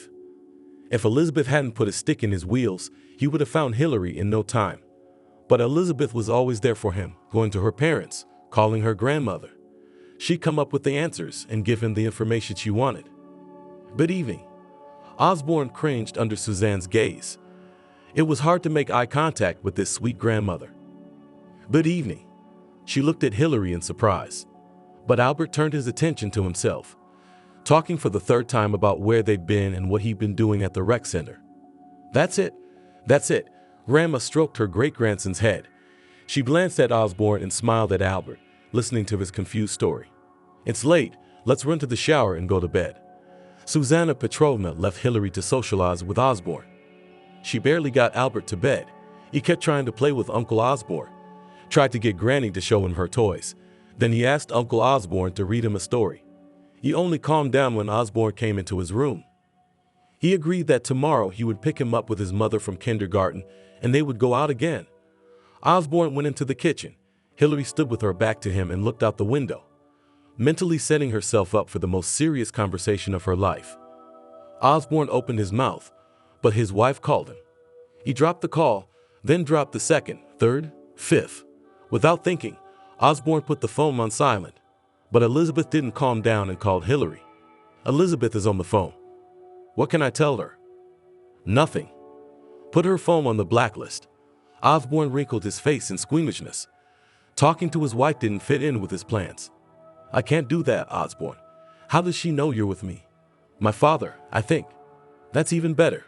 Let her prepare herself thoroughly. Let's see how she turns herself inside out this time. Don't think about her. Let's talk about us." Osborne took her hands in his. "Tell me about your life. How have I been?" Hillary grinned. "At first I was very angry with you. Then I found out I was expecting a child. I wanted to get rid of it, but my grandmother wouldn't let me, saying it was a big sin. I graduated from university by correspondence, but I didn't go to work by profession. I opened my own store. My parents helped me. My grandmother gave me all her coffin money. Said she wasn't going to die anytime soon. Didn't you ever want to tell me about your son? When Albert was born, I was still single. I really wanted to. But Mom said she sees you with Elizabeth all the time. And Elizabeth called me and said you two were in love. I didn't want to put you in the position of having to choose. I knew it wouldn't be in my favor. It's all my fault. I'm filing divorce papers tomorrow. We don't have children. Thank God. They'll divorce us quickly. Let her look for another sucker who will tolerate her double standards. I can't even see her. Osborne didn't get home until the morning. He sat in the car for a long time. He calmed himself down and set himself up for a long and productive conversation. Where have you been? Elizabeth ran out into the hallway as soon as she heard the creak of the front door. Her eyes sparkled with hatred. A crooked grin contorted her face. Don't you have a clue? As far as I know, you can anticipate every move I make. No matter how much you pretend, your deceitful nature is out in the open. Osborne tried to look calm. I wanted to grab her by the scruff of the neck and throw her out the door. We have IVF tomorrow, Elizabeth said softly. We spent so much time on tests, she continued. I'm not interested anymore. Osborne waved his hand and turned away.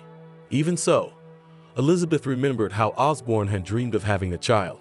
He had asked her just to give birth, and he would carry her in his arms for the rest of his life. And now that he knew he had a son, he's just gonna cut her out of his life. He's gonna go off to Hillary and she's gonna be alone. Oh no, let's see you go to your lovely Hillary. Well, it's a good thing we had insurance just in case. We turned it in early and froze his stuff. Let's see how you feel when I tell you that you're going to be the father of our child. This time it's gonna be fair and honest. I'm the luckiest dad. I have a son. I need to share this news with my dad right away. Osborne slumped on the couch in his suit, staring at the ceiling and just daydreaming. This news was on the one hand, happy. On the other hand, it was like a blow to the head, and then it was indescribable delight. What a pity that his son was not born in marriage, as it should be. It's imperative that we make things right. Give Albert his own name. Introduce him to his relatives, Grandma, Grandpa. Go take a shower. You're sickening to look at. Elizabeth wrinkled her nose in squeamishness. She didn't want to look at the happy face of her beloved husband. After all, everything was so good. Why did he go to this Mukosrensk? Couldn't her father have signed that unfortunate contract himself? Damn him? Elizabeth was sure that Osborne had coped with his sick love for Hillary. After all, Elizabeth had separated the couple and loved territorially in different cities. She had no idea that they would go to this rundown mall and her husband would meet his beloved Hillary. Osborne, think carefully about your behavior. You have nothing to reproach me with. So Hillary said something stupid. I'm sorry. But I had no idea she'd do that. And I was there for you the whole time, supporting you. Osborne, I love you very much and I love you now. Elizabeth struggled to find the words to justify her actions. Well, why don't you say something? Don't forget that I was young and stupid then. I didn't realize what I was doing. Let's take an hour nap. I have to be at work in the morning. Leave me alone. Don't touch me. Don't make me angry. Osborne closed his eyes and remembered his son's happy face and smiled. He'd never been that happy, unless it was when he was a kid, when his parents bought him a whole carton of ice cream. Brought it home and delighted Osborne to no end. I forgot to warn you. I'm filing for divorce today. There's no point in dragging it out. I'm not going to live with you. I want to always be with my family. You should see what a handsome and intelligent son I have. Osborne sighed and shook his head. Have you said everything? Keep a close eye on your Hillary. She'll be on the run again. It will take another 5 years to find her, maybe more, hissed Elizabeth and grinned. Osborne opened his eyes. When he saw his wife's unkind face, he choked several times. Pack your things and leave. I do not want to live with you under the same roof. If truth be told, I'm even afraid of you. See a psychologist, or better yet, a psychiatrist. Get a referral. You need to have your head checked. A normal person wouldn't think of such a thing. You'd be lying. You'd be getting a cheap price. Don't even think about it. I'm still your wife and I'm not going anywhere. Not yet. Osborne put his finger up. It's a matter of time. He grinned. I hope you heard me, Elizabeth. Be reasonable. I've been having trouble hearing you lately. Elizabeth could hardly hold back her tears. Everything was fine, and suddenly there was this impenetrable wall again. She wanted to break through it, remove it, and start over. Elizabeth sighed heavily, but decided to keep silent. There was no point in arguing with her husband. "Elizabeth, let's have a quiet divorce." "Come on," she said, and Osborne choked with surprise. "Are you serious?" He shook his head in surprise, not believing his own ears. "I'm dead serious. We're doing IVF with you, and I'm letting you go. You can go to Hillary's house, go to the ends of the earth. All I want is a baby from you. We've been going at this for a long time. I can't just quit halfway through. My dream is to become a mother and give birth to a healthy child." "Elizabeth, let's not joke about this. I don't mean this anymore. I have a son. Having a baby alone without a husband. You expect me to come to my senses and not file for divorce? I think that's too stupid." Osborne grinned. "I figured out your cunning plan. For the sake of our old relationship." "Osborne, think about it. I'll agree to a divorce at once." "No." The answer was emphatic. "It's out of the question." The receptionist calmly explained the obvious to Elizabeth. "He and I signed the IVF consent form together. What else? My husband can't make it to the procedure today. That's why we froze his material. My husband is a very busy man. Embryo transfer is signed by both spouses on the same day. We'll have to reschedule. Maybe your spouse can make time and come with you next time. In case of emergency, you could get a power of attorney from a notary. Let me sign it. You saw perfectly well that your husband agrees to IVF." Elizabeth opened her handbag. She took out a puffy envelope. "Here you are. Take some candy for the children. A little present for my husband and me.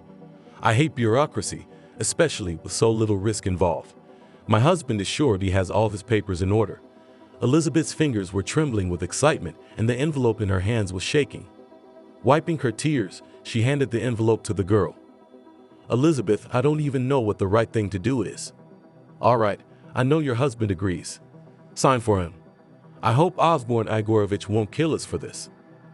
"Don't even worry. My husband will be very grateful to you. He's worried and praying for a positive outcome." "All right, all the bureaucratic hurdles have been cleared. Now let's go to the OR." The girl took the envelope and put it in the desk. "I hope my labors will not be in vain." Elizabeth looked at her doctor with a pleading look in her eyes. "It happens. Some people come to us several times. I hope that I can do it right the first time." Elizabeth crossed her fingers for luck and went into the operating room. Hello. Osborne, this is the IVF center. We've changed our minds. My wife and I are getting divorced." Osborne interrupted the receptionist. "We'd understand, Osborne. Don't worry, no one will do the procedure without your consent," the girl reassured him. "Did she come to your center without me?" "Don't worry, Osborne. Everything's under control." "I hope so." Osborne exhaled. "Thanks for calling." He hung up. "They're getting a divorce. The husband said he didn't want it." "That's what I thought." The doctor grinned and shook his head. "Don't forget to give her the envelope back." The doctor sighed heavily and walked briskly into the operating room. "Elizabeth, I'm sorry, but without the written consent of your husband, we can do nothing." The doctor, with a guilty smile on his face, spread his hands. "It seems to me that for his signature, I generously thanked your clinic. Or did you think that's not enough? Did you decide to make more money off me? I don't understand why we're having this conversation." Elizabeth tried to control herself, but the situation was starting to get out of hand. She had already given them a lot of money. Did they really think it wasn't enough? Her eyes glistened involuntarily and she blew her nose. The doctor handed her a napkin. "Please go to the receptionist. She will explain everything to you."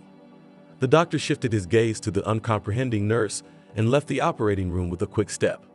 "I don't understand." Elizabeth pulled the cap off her head with trembling hands. "If they ask for more money, we'll have to go to Osborne, and he's not likely to agree to that. He's spending his funds on other people now." Elizabeth shrugged, remembering Hillary. What happened again? She turned to the receptionist and turned her gaze to the envelope that lay safely on the edge of the table. "Elizabeth, the thing is, we can't help you. We've contacted Osborne. You don't have to go on." "That's what I thought." Elizabeth grabbed the envelope. A wry grin appeared on her face. It was very difficult to cope with her growing sense of irritation and nervousness. Her mood was changing with every word she uttered. "I hope this is the whole amount." She waved the envelope in front of the receptionist's nose. "You insult me, Elizabeth. We have everything under surveillance." "Goodbye, then." She defiantly unzipped her purse and carelessly tossed the envelope into it. "Good thing John made me call her husband," Sarah thought to herself as she looked at Elizabeth. That sneaky woman. Osborne pounded his fist on the table with all his might. The father looked at his son in surprise. "Osborne, what's wrong?" The clinic called. Elizabeth came in alone for IVF. "Well done for calling." He loosened his tie in one movement. "When is she gonna calm down?" "What if you believed her and didn't call?" "She loves you." Her father tried to stand up for his daughter-in-law. "Dad, don't start. You're doing it again. The matter is settled. I filed divorce papers this morning. Thank God we have no children together." Osborne grinned. "Dad, you've got to meet your grandson. We went out together again yesterday. We've got to do something. I can't go there every day. I can't do it without them. Yesterday, I made a pitch to Hillary about moving. She wouldn't even let me finish. She's got her grandmother, she's got a business. She doesn't want me to tell her son that I'm his father." Osborne looked at his father thoughtfully. "I want to see my grandson myself, but I have my doubts. Is the child yours?" His father raised his left eyebrow and looked at Osborne. It's mine. I believe Hillary, and the timing is right. I'll have it analyzed to reassure you. But I don't care what it says. I'm going to marry her anyway. Albert is my son. I felt it instantly the first time I saw him." Osborne smiled at his father with his trademark dazzling smile. Osborne turned his head at the noise in the waiting room and was disappointed to find that the office had been entered without knocking. Loudly clomping her heels, Elizabeth slid in. She burst in like a fury and interrupted the conversation. "Speak of the devil." Osborne cursed quietly. "You should knock." He made a disgruntled face. He didn't want to see his wife lately. Elizabeth is a beautiful woman, no doubt about it. Legs from the ears, a beautiful face, breasts at her. She was pleasant to look at. There were no outward blemishes. But compared to Hillary, she was a total loser. Hillary might be shorter and her legs might not be as long, but she was his Hillary. Osborne caught himself thinking that he had never felt a special sexual attraction to his wife. Why he had married her, he could not understand until now. Elizabeth defiantly pushed back her chair and sat down opposite Osborne. "Tell me, what have I done to you? I've been running after you like a mommy all my life. You're the only one I've ever lived with. Daddy, you have to feel sorry for me. Put some authority on him. When Hillary showed up, your son didn't even notice me. She's slipping. She's pulling a handkerchief out of her pocket. I want you to leave me a piece of yourself. I have served you faithfully all my life." She dropped her head on the table and burst into tears. Father grabbed a decanter from the table, poured water into a glass, and approached his daughter-in-law. "Elizaveta, calm down. Drink some water." He gently put his hand on her shoulder. "Dad, you know how I dreamed of the child." She took a sip and put the glass on the table. "It's done. So much nerve, so much time. All Osborne has to do is sign it." She looked at her father with tearful eyes. Osborne laughed and clapped his hands together. "Consider the concert for the viewers' requests over. Go pack your things. I don't want you in my apartment tonight. Were you hoping to suckle on me like a leech with IVF and suck my blood for the rest of your life? Didn't work out, so you decided to involve your father? No, you definitely need to get your head examined. Elizabeth, it's not funny anymore. You're becoming a danger to society. Comedy's over. My favorite woman will give birth to my children, but it's not you, Elizabeth. Your son left me because of that bitch. He won't talk to me, won't sign the IVF consent form. He treats me like a filthy yard dog." Bitter tears were streaming from her eyes. They prevented her from speaking clearly. Elizabeth swallowed her words but continued to complain. "I hate that bitch. I won't let her run my life. Influence and destroy everything I've built up with so much hard work. Don't you dare call Hillary trash. You better take a look at yourself. You're destroying everything in your path." Osborne cut her off in a tone that brooked no objection. "I'm destroying? Right now, your dear Hillary has insolently meddled in our family. She gave birth to a child of her own, and she took everything away from me. Took away my husband and even my dream of being a mother. I hate her so much." Elizabeth was no longer shy in her expressions. Her face twisted into a contemptuous grin. "You come anywhere near Hillary and I'll wipe you out.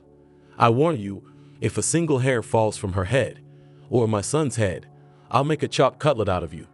said Osborne with an impenetrable expression. But don't get your hopes up.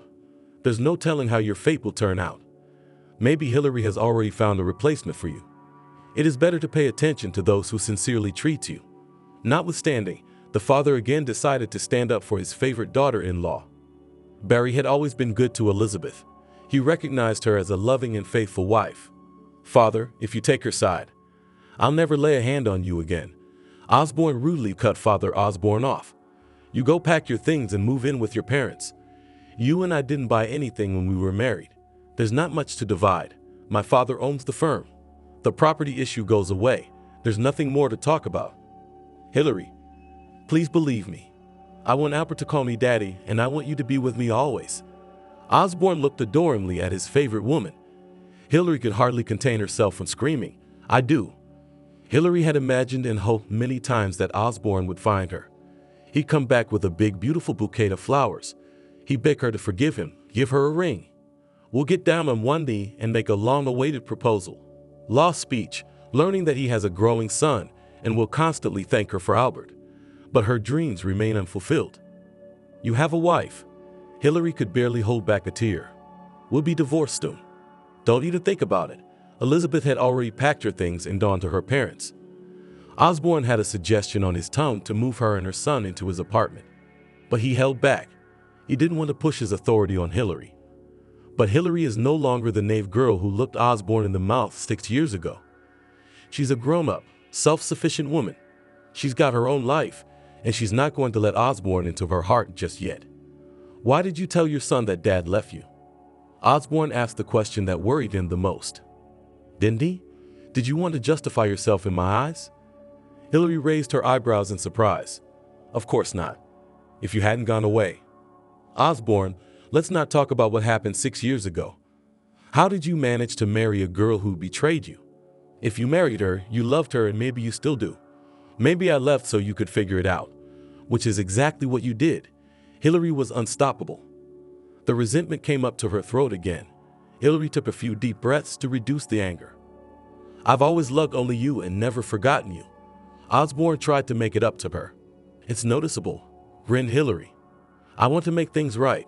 We owe it to our son to be together. We don't owe anyone anything. Let's not rush things. I'm afraid that Albert will get attached to you, and you'll play father and disappear." "Don't talk nonsense. I love you and I don't need anyone else. Let's go to my place tonight. I want Albert to meet his grandparents." "How do you envision it?" "Just separated from his wife, and here we are with our son." I can imagine the surprised eyes of the neighbors. "No, that's out of the question. At least not yet." Osborne could talk for a long time, but Hillary's demeanor made it clear that the conversation was over and there was no point in continuing. "What a woman!" Osborne thought to himself and decided to obey her. "Oh, Elizabeth, what are you doing here?" The neighbor on the landing stopped and looked at her from head to toe with undisguised curiosity. "What has changed much? Became even more beautiful. Did you leave your husband?" He slowly shifted his gaze to the bags. "Can you help me carry them home?" "No problem. I'll do anything for you." "Anything I want." Elizabeth remembered her mother's story that he divorced his wife. Now he lives with his parents and doesn't work anywhere. "Will you help me take revenge on one insolent person who snuck into my family and divorced me and my husband?" She did not take her eyes off, watching the neighbor's reaction. "What do I have to do?" The neighbor asked interestedly. "It's not a big deal. Just a little scare. Just take her child and play with him for 2 days at your dacha, to make her realize that it is immoral and can even be very dangerous to meddle in other people's families." "Elizabeth, it's a dangerous occupation." The neighbor started to deny it. "I'll pay you well." She took out of her bag the envelope she'd gotten back at the clinic. "I hope this will be enough." The neighbor took the envelope, twirled it in his hands, looked into it and whistled in surprise. He raised one eyebrow and looked at Elizabeth. "How did you have to be pissed off to give up that much money? Speak matter-of-factly. Will you help me?" Rubbing her hands together contentedly, Elizabeth was already imagining the worried and crying face of her sworn friend. "I like the sum, but the idea is not. I'm sorry, Elizabeth, but I myself have a child growing up. True, I divorced my wife and my son stayed with his mother, but for my child, I'd tear anyone apart without a drop of regret. It was unexpected." Elizabeth pressed her lips, hummed, and threw down from above. "You're a bastard, Jervis. I thought better of you." It was an inhuman effort to restrain herself from laughing in his wrinkled face. She could barely hide her contempt. Elizabeth grinned crookedly, sighed heavily, looked at the envelope and carefully placed it in her purse. "What a nuisance. It's not a happy envelope," she said quietly. Elizabeth hurried home, clomping her high stilettos, and for some reason it seemed that Jervis, helping her carry her bags into the apartment, was looking at her incredulously, barely restraining himself from laughing in her face. "Thank you," she said. "You're welcome," replied the neighbor and waved goodbye and silently left the apartment. Hillary had literally run away from Osborne that evening. The mood was disgusting. For 6 years feelings had not disappeared, and even on the contrary became even stronger. The soul screamed and rebelled. Osborne was the only man in her life, and she was just another, and if it were not for his son, then perhaps Osborne would not have divorced his wife. These thoughts were tearing her apart. However, even realizing this, Hillary could not give up this relationship. Barry could not wait. When the son brought a test for alleged paternity, and there in black and white were put the numbers 99.9, he began to ask Osborne to show, introduced, brought to visit the only grandson. But Osborne resisted and began to prove that it was not time yet. Hillary was against it and would not allow it yet. And then Barry decided to act on his own. Without saying a word to anyone, he found out the address himself. He made the necessary inquiries and drove to his grandson's home.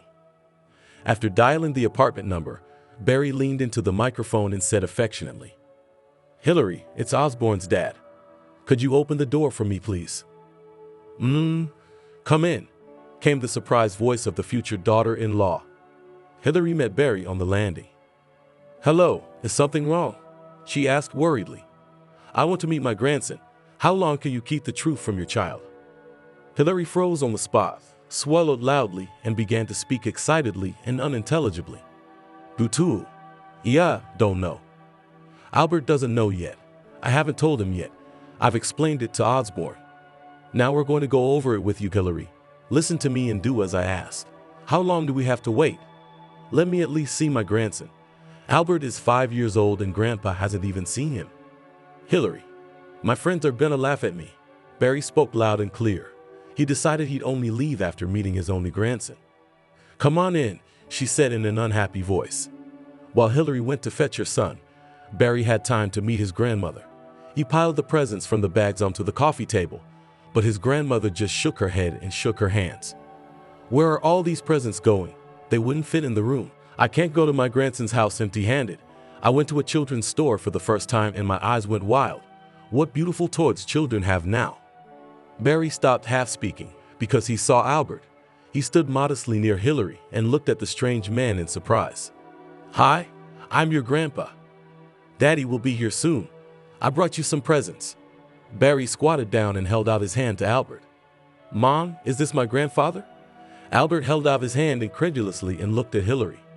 "Meet Albert. This is your grandfather," smiled Hillary at him. "Where's my daddy then?" The intercom buzzed. "Here comes Daddy," Barry said affectionately. All four of them went straight to the hallway. Hillary opened the door and let Osborne into the apartment. "Hillary, I had nothing to do with this. My father took the initiative. I didn't even know." Osborne looked at his father unhappily. "Uncle Osborne, are you my father?" He heard his son's voice. "Yes," Osborne said quietly. "Hooray!"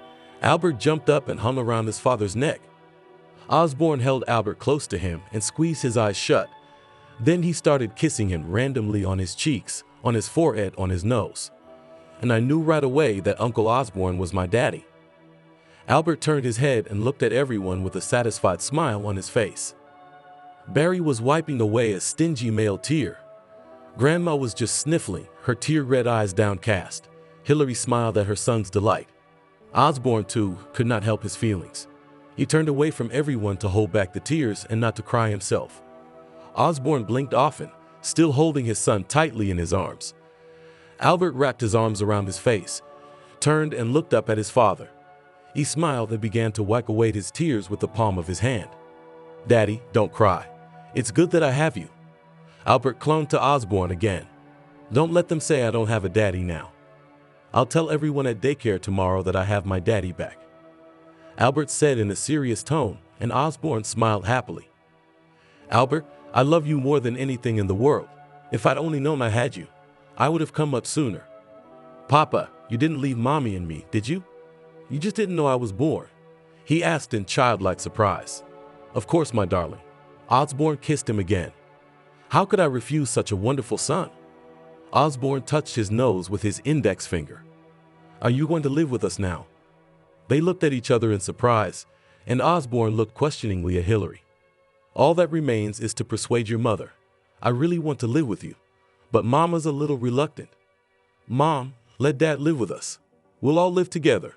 Me, you, Grandma, and Dad. There'll be enough room for everyone. And Grandpa will come to visit us." Albert looked at Hillary and demanded an immediate and positive answer. "I'll think about it, son." Hillary answered his question with a heavy sigh. "Why live at Grandma's? Your dad has his own apartment." Barry put in his word. He was upset to the core and was ready to move his grandson and Hillary to his son's apartment right now. "Your son is still officially married," Hillary reminded him, and Barry bit his tongue, remembering that Hillary was right and he had a daughter-in-law. "Dad, can we go to the entertainment center again? And I'm going to Melvin's birthday party tomorrow, and I want you to take me, not Mom. I want everyone to see what a handsome daddy I have." Everyone laughed, and Osborne stroked his son's head. "Of course, son. We'll go to the movies and to the entertainment center, and tomorrow I'll take you to your friend's party with your mom." "No, alone. Mom will stay at home." "All right, I'll take you alone." Osborne agreed with a smile on his face. "Come in, dear guests. Why are we standing in the hallway?" The grandmother came to her senses, inviting the dear guests into the house. Osborne drove the car home and remembered how Hillary came to the landing to see him off. Instead of talking, Osborne took courage and immediately attracted her to him. His father turned away, and without waiting for the elevator, went down the stairs on foot, leaving them alone. "Are you crazy? What if the neighbors come out?" "No one is out. Not even a light bulb is on," Osborne said quietly, pressing Hillary even more tightly against him. "You're married," he heard his favorite woman whisper timidly. "Consider it not. Soon you and Albert will be my family.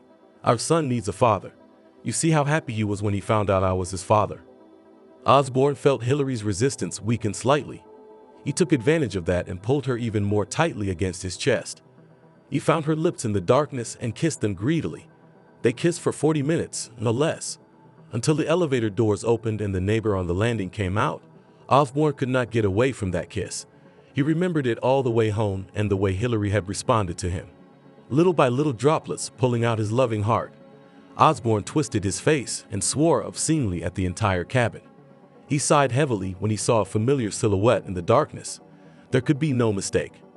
Elizabeth was standing by her car, talking on the phone. When she saw Osborne, she quickly dropped the call and strode toward him. "Hi, aren't you tired of driving all this way to see your son?" She watched his reaction with a wry grin. "Are you following me?" "No, why?" "Just asking." Elizabeth made a surprised face and shook her head. "Why did you come again? It seems to me that you and I have already decided everything. I need to get something else," she explained calmly.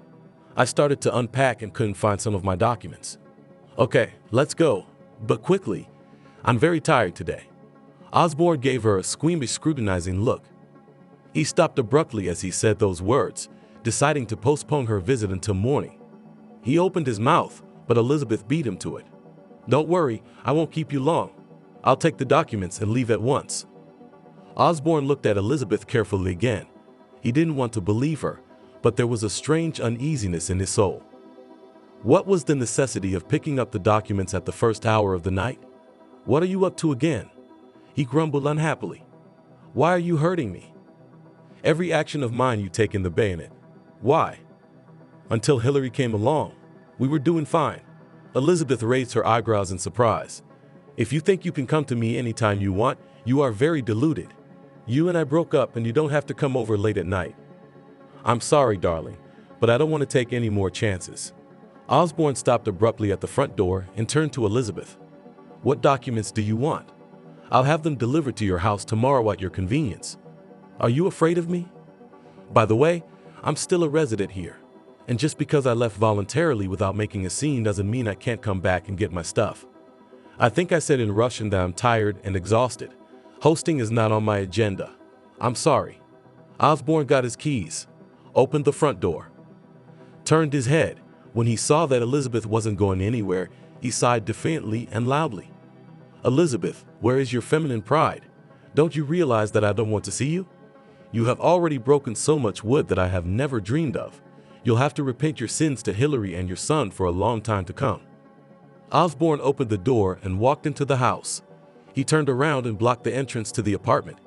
He looked at his ex-wife with a disgruntled look.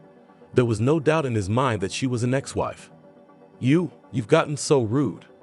Osborne, where's your education? Since when did you become afraid of weak and defenseless women? It seems to me that you and I have always lived well and trusted each other. You don't even have the guts to part on good terms, like all civilized people.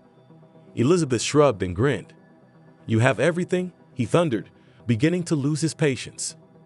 Even water with fear will not offer, not to mention tea or coffee. I've waited so long for you. Osborne, I really need to see some paperwork, and I've missed you so much. Don't you realize you can't just put everything out of your mind? Unlike you, I loved you very much, and I still do. Understand? It's very hard for me. Osborne mentally raised his hands to the sky. He was really bloody tired. Nerves like bare wires already just sparked. It was impossible to hold back the hurtful words and foul language. They were on his tongue and wanted to come out. I hope you understand me. Bye. Throw me the list of documents, Osborne said in a hoarse voice, closing the door in front of Elizabeth's nose. He sank tiredly onto the ottoman and listened to the sounds in the hallway. Only when the elevator doors slammed shut did Osborne exhale with relief and shut the second door. No, Mommy, I'm not going anywhere without Daddy. I've already told everyone that Daddy's bringing me.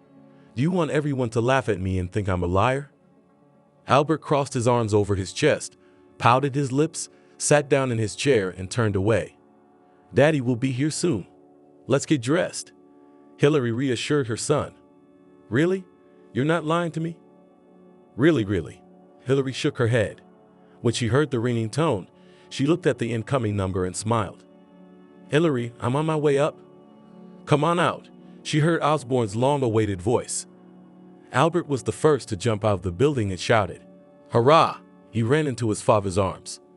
What took you so long, Papa? I thought you weren't coming, didn't I? It just happened, son.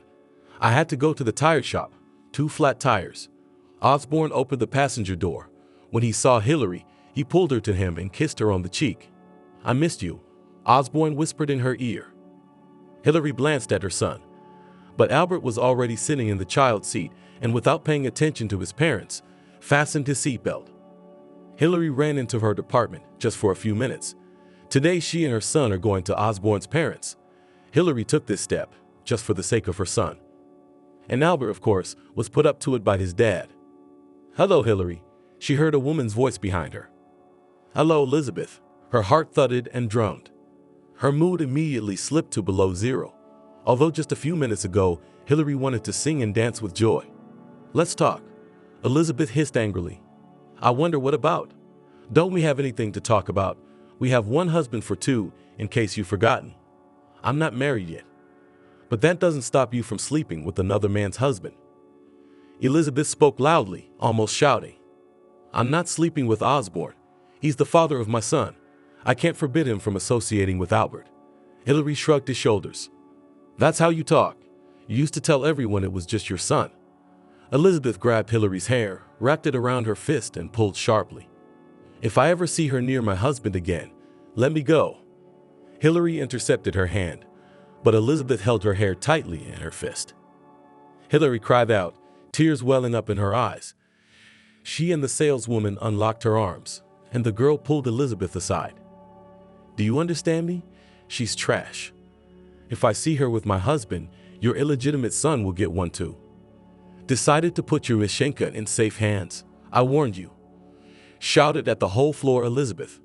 I didn't expect you to be such a psychopath. Breathing deeply to calm her trembling, Hillary said. She didn't know where to hide her eyes in shame. I warned you. Elizabeth replied and walked proudly out of the department. Hillary, don't pay attention and don't be sad. Maria sat her down on the sofa and began to calm her down. Think about it, if she was fine with her husband, would she have come to you with threats? She's probably tried all the remedies. Nothing worked. She decided to come to you. Fighting over a man. It's the last thing you want to do. What's it got to do with you? Let her deal with her husband. That's embarrassing. Hillary shook her head and bit her lower lip. Now I'm going to call Osborne and refuse to meet his parents. I don't want anything. Why only Albert had been told about his father?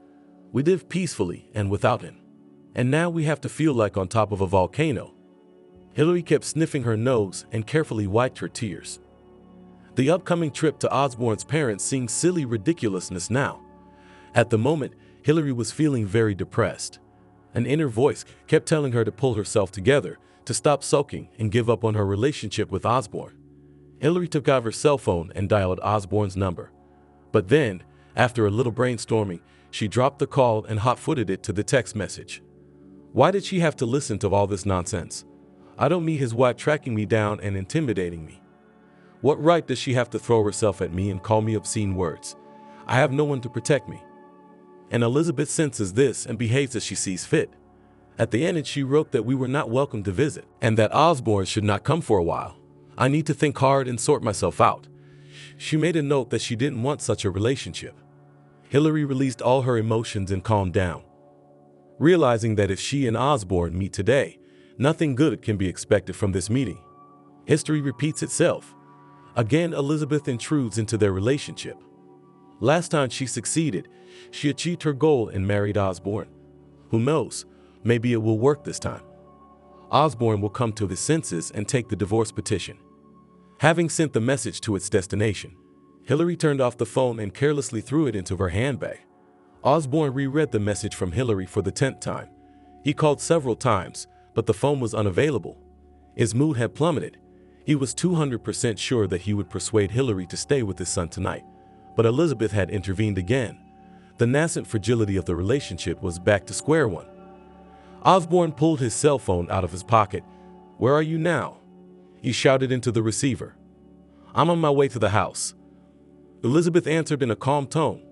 "I'll be right there." Osborne dropped the call and practically ran out of the office. He drove on autopilot to the house of Elizabeth's parents. Angry, he couldn't unbuckle his seatbelt for a long time.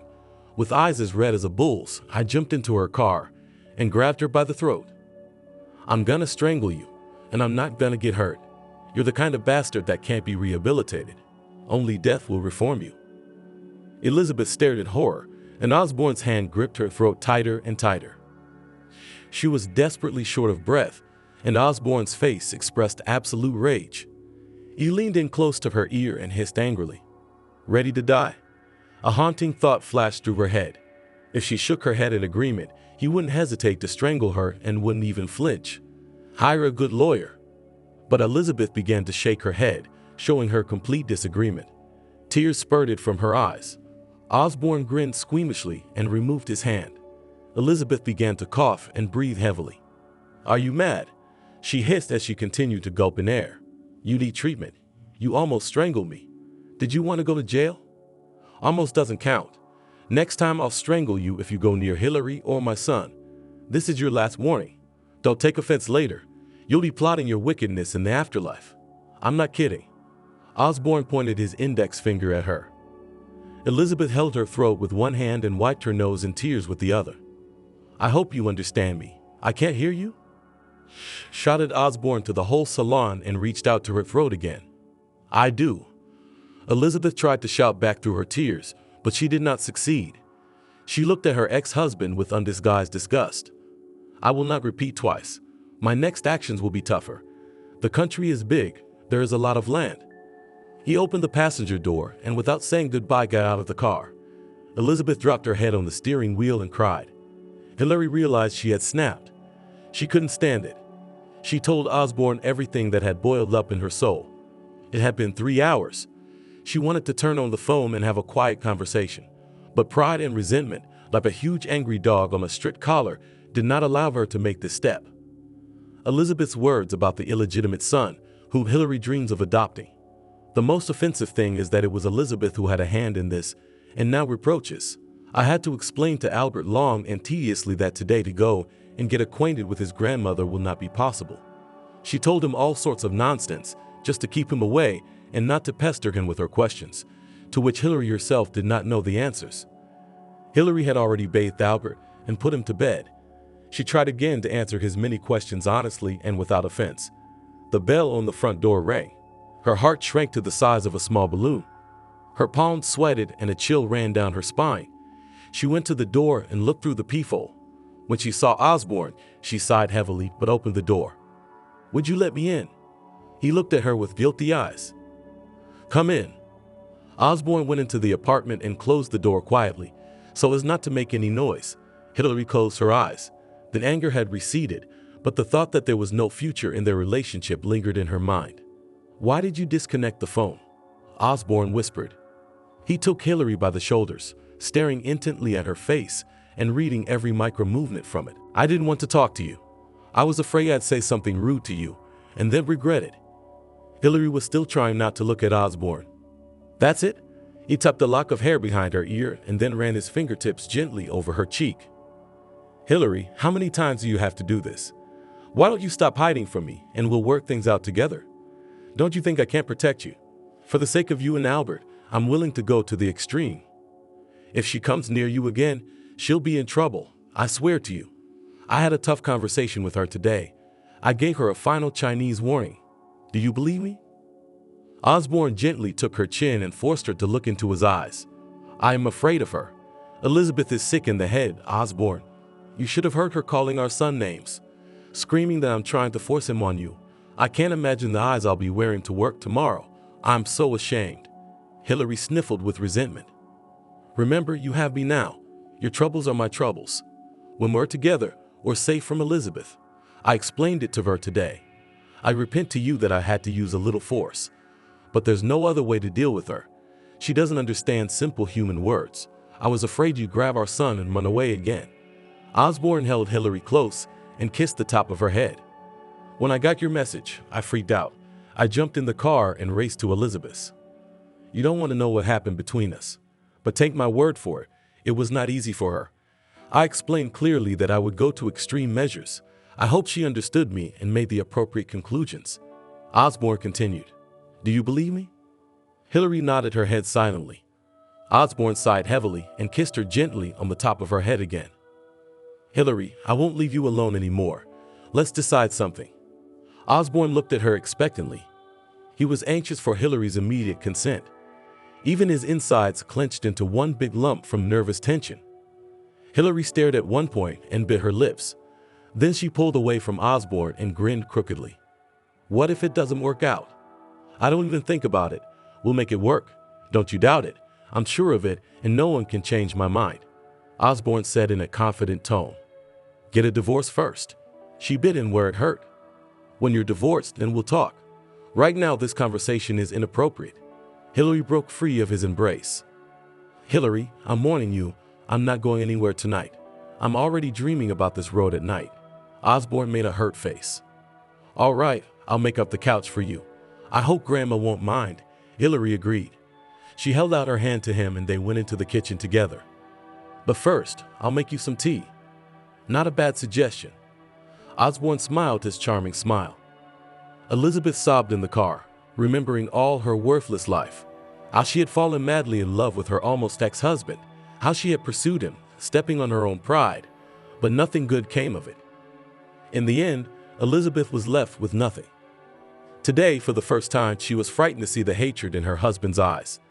Osborne defended his beloved Hillary with such unbelievable tenacity that Elizabeth was afraid for her life. She was not on a joke chickened out, trying to get out of his strong hands. Osborne squeezed her throat so hard that Elizabeth was ready to say goodbye to her life. Who would have thought that this evening would end like this? If Elizabeth hadn't fought so desperately, she might not be alive anymore. In those short, tense minutes, her whole life flashed before her eyes like a movie. Realizing that she was on a hair's breadth from mortal danger, Elizabeth finally decided that she didn't need a man to hold her back. It is not worth wasting energy and time on a man who does not love you, and probably never did. At one time it seemed that her love is enough for two, and now they both suffered, Elizabeth from unrequited love, and Osborne from the fact that he still loved Hillary and has never felt something like that for his lawful wife. Soon they will be divorced, and it will all be over before it even begins. Having cried enough, Elizabeth consoled herself with the thought that she was still young. She has her whole life ahead of her. Perhaps when she calmed down, Elizabeth would meet a man who would really love her. She would have a child and live as well as Osborne. Elizabeth opened the door and stepped out of her car with determination. She looked around with a haggard look and red, tear-stained eyes. With shaking hands, she took the keys out of her purse and quickly dashed down the driveway. No more. From now on, she would learn to respect and appreciate herself. She was tired of being afraid of something, of lying and dodging, fawning over Osborne and his relatives, trying to please them to please. This no one appreciated and will never appreciate. A man cherishes a woman when he loves her. And Elizabeth Osborne has never loved and will never love. First of all, it is necessary to do everything to look worthy in the eyes of people around her. Do not look at how her former acquaintances and friends live. They have their own lives, and Elizabeth will have her own new life. It's going to be hard, it's going to be tough, but she's going to try. It's not a given that she'll succeed, but it's worth a try. Before moving Hillary and her son into her apartment, Osborne called a cleaning company and made sure that everything was shiny, and not even one small detail did not remind his beloved of his ex-wife. One room he hastily converted into a nursery, filled it with toys and games. He even bought some school supplies, just in case. However, when he showed Hillary his bachelor pad, he immediately said, if she is embarrassed by the fact that Osborne lived here not alone, but with Elizabeth, one word and Osborne will sell the apartment without a second thought, and with the proceeds they will buy another. For him, the main thing is that Hillary nothing embarrassed and did not remind of his past life. I don't care where to live. The main thing is with you and our son. His eyes sparkled with happiness, and the smile never left his face. Osborne gently stroked the still flat belly of his beloved woman and continued the thought in a tender voice. And with our future little princess. By the way, you've thought of a name for our daughter. We have plenty of time. Hillary waved it off. I want to name my daughter Lara. Is that okay with you? No way. Of course I mind. Hillary wrinkled her face in a grimace. Where did you find such an old-fashioned name? Let me take over this mission. You're not very good with names. You better do your job. Hillary replied in a serious tone. Maybe you're right. Osborne scratched his ear thoughtfully and looked guiltily at his wife. The evening promised to be unforgettable. Yesterday he and Hillary had married, and today she as his lawful wife is moving into his apartment. Osborne dreamed of a lavish wedding, with a veil, expensive beautiful dress, with a limousine. That champagne flowed, friends congratulated and drank to their health and family happiness. But Hillary flatly refused to celebrate. She agreed only to a modest wedding in the registry office and a dinner in the circle of the closest people. There is nothing to be done. The word of his beloved wife for Osborne the law, with relatives modestly sat in the restaurant. Grandfather and grandmother could not admire Albert and his favorite daughter-in-law. You're lucky to have a wife. What a wonderful grandson she gave us. And soon she will give birth to a granddaughter, whispered Barry in his son's ear and glowed from the happiness that fell on his head like a polished samovar. We will thank her all our lives for the continuation of our family. Barry could not stop praising his daughter-in-law. What was the husband thinking about? Hillary rested her head on Osborne's shoulder. The word husband made him dizzy. At that moment, Osborne felt like the happiest man. He had sorted out all the problems related to his ex-wife. After that incident when Osborne almost took her life, Elizabeth lay low and didn't bother Hillary anymore. She kept a certain distance from Albert, did not bother them with his stupid and idle chatter. True, a couple of times called Osborne, but it was purely business calls and to his new family had nothing to do. Elizabeth, continuing to live with his parents, tried to meet with a man, but realized that this is not her man in terms of relationships.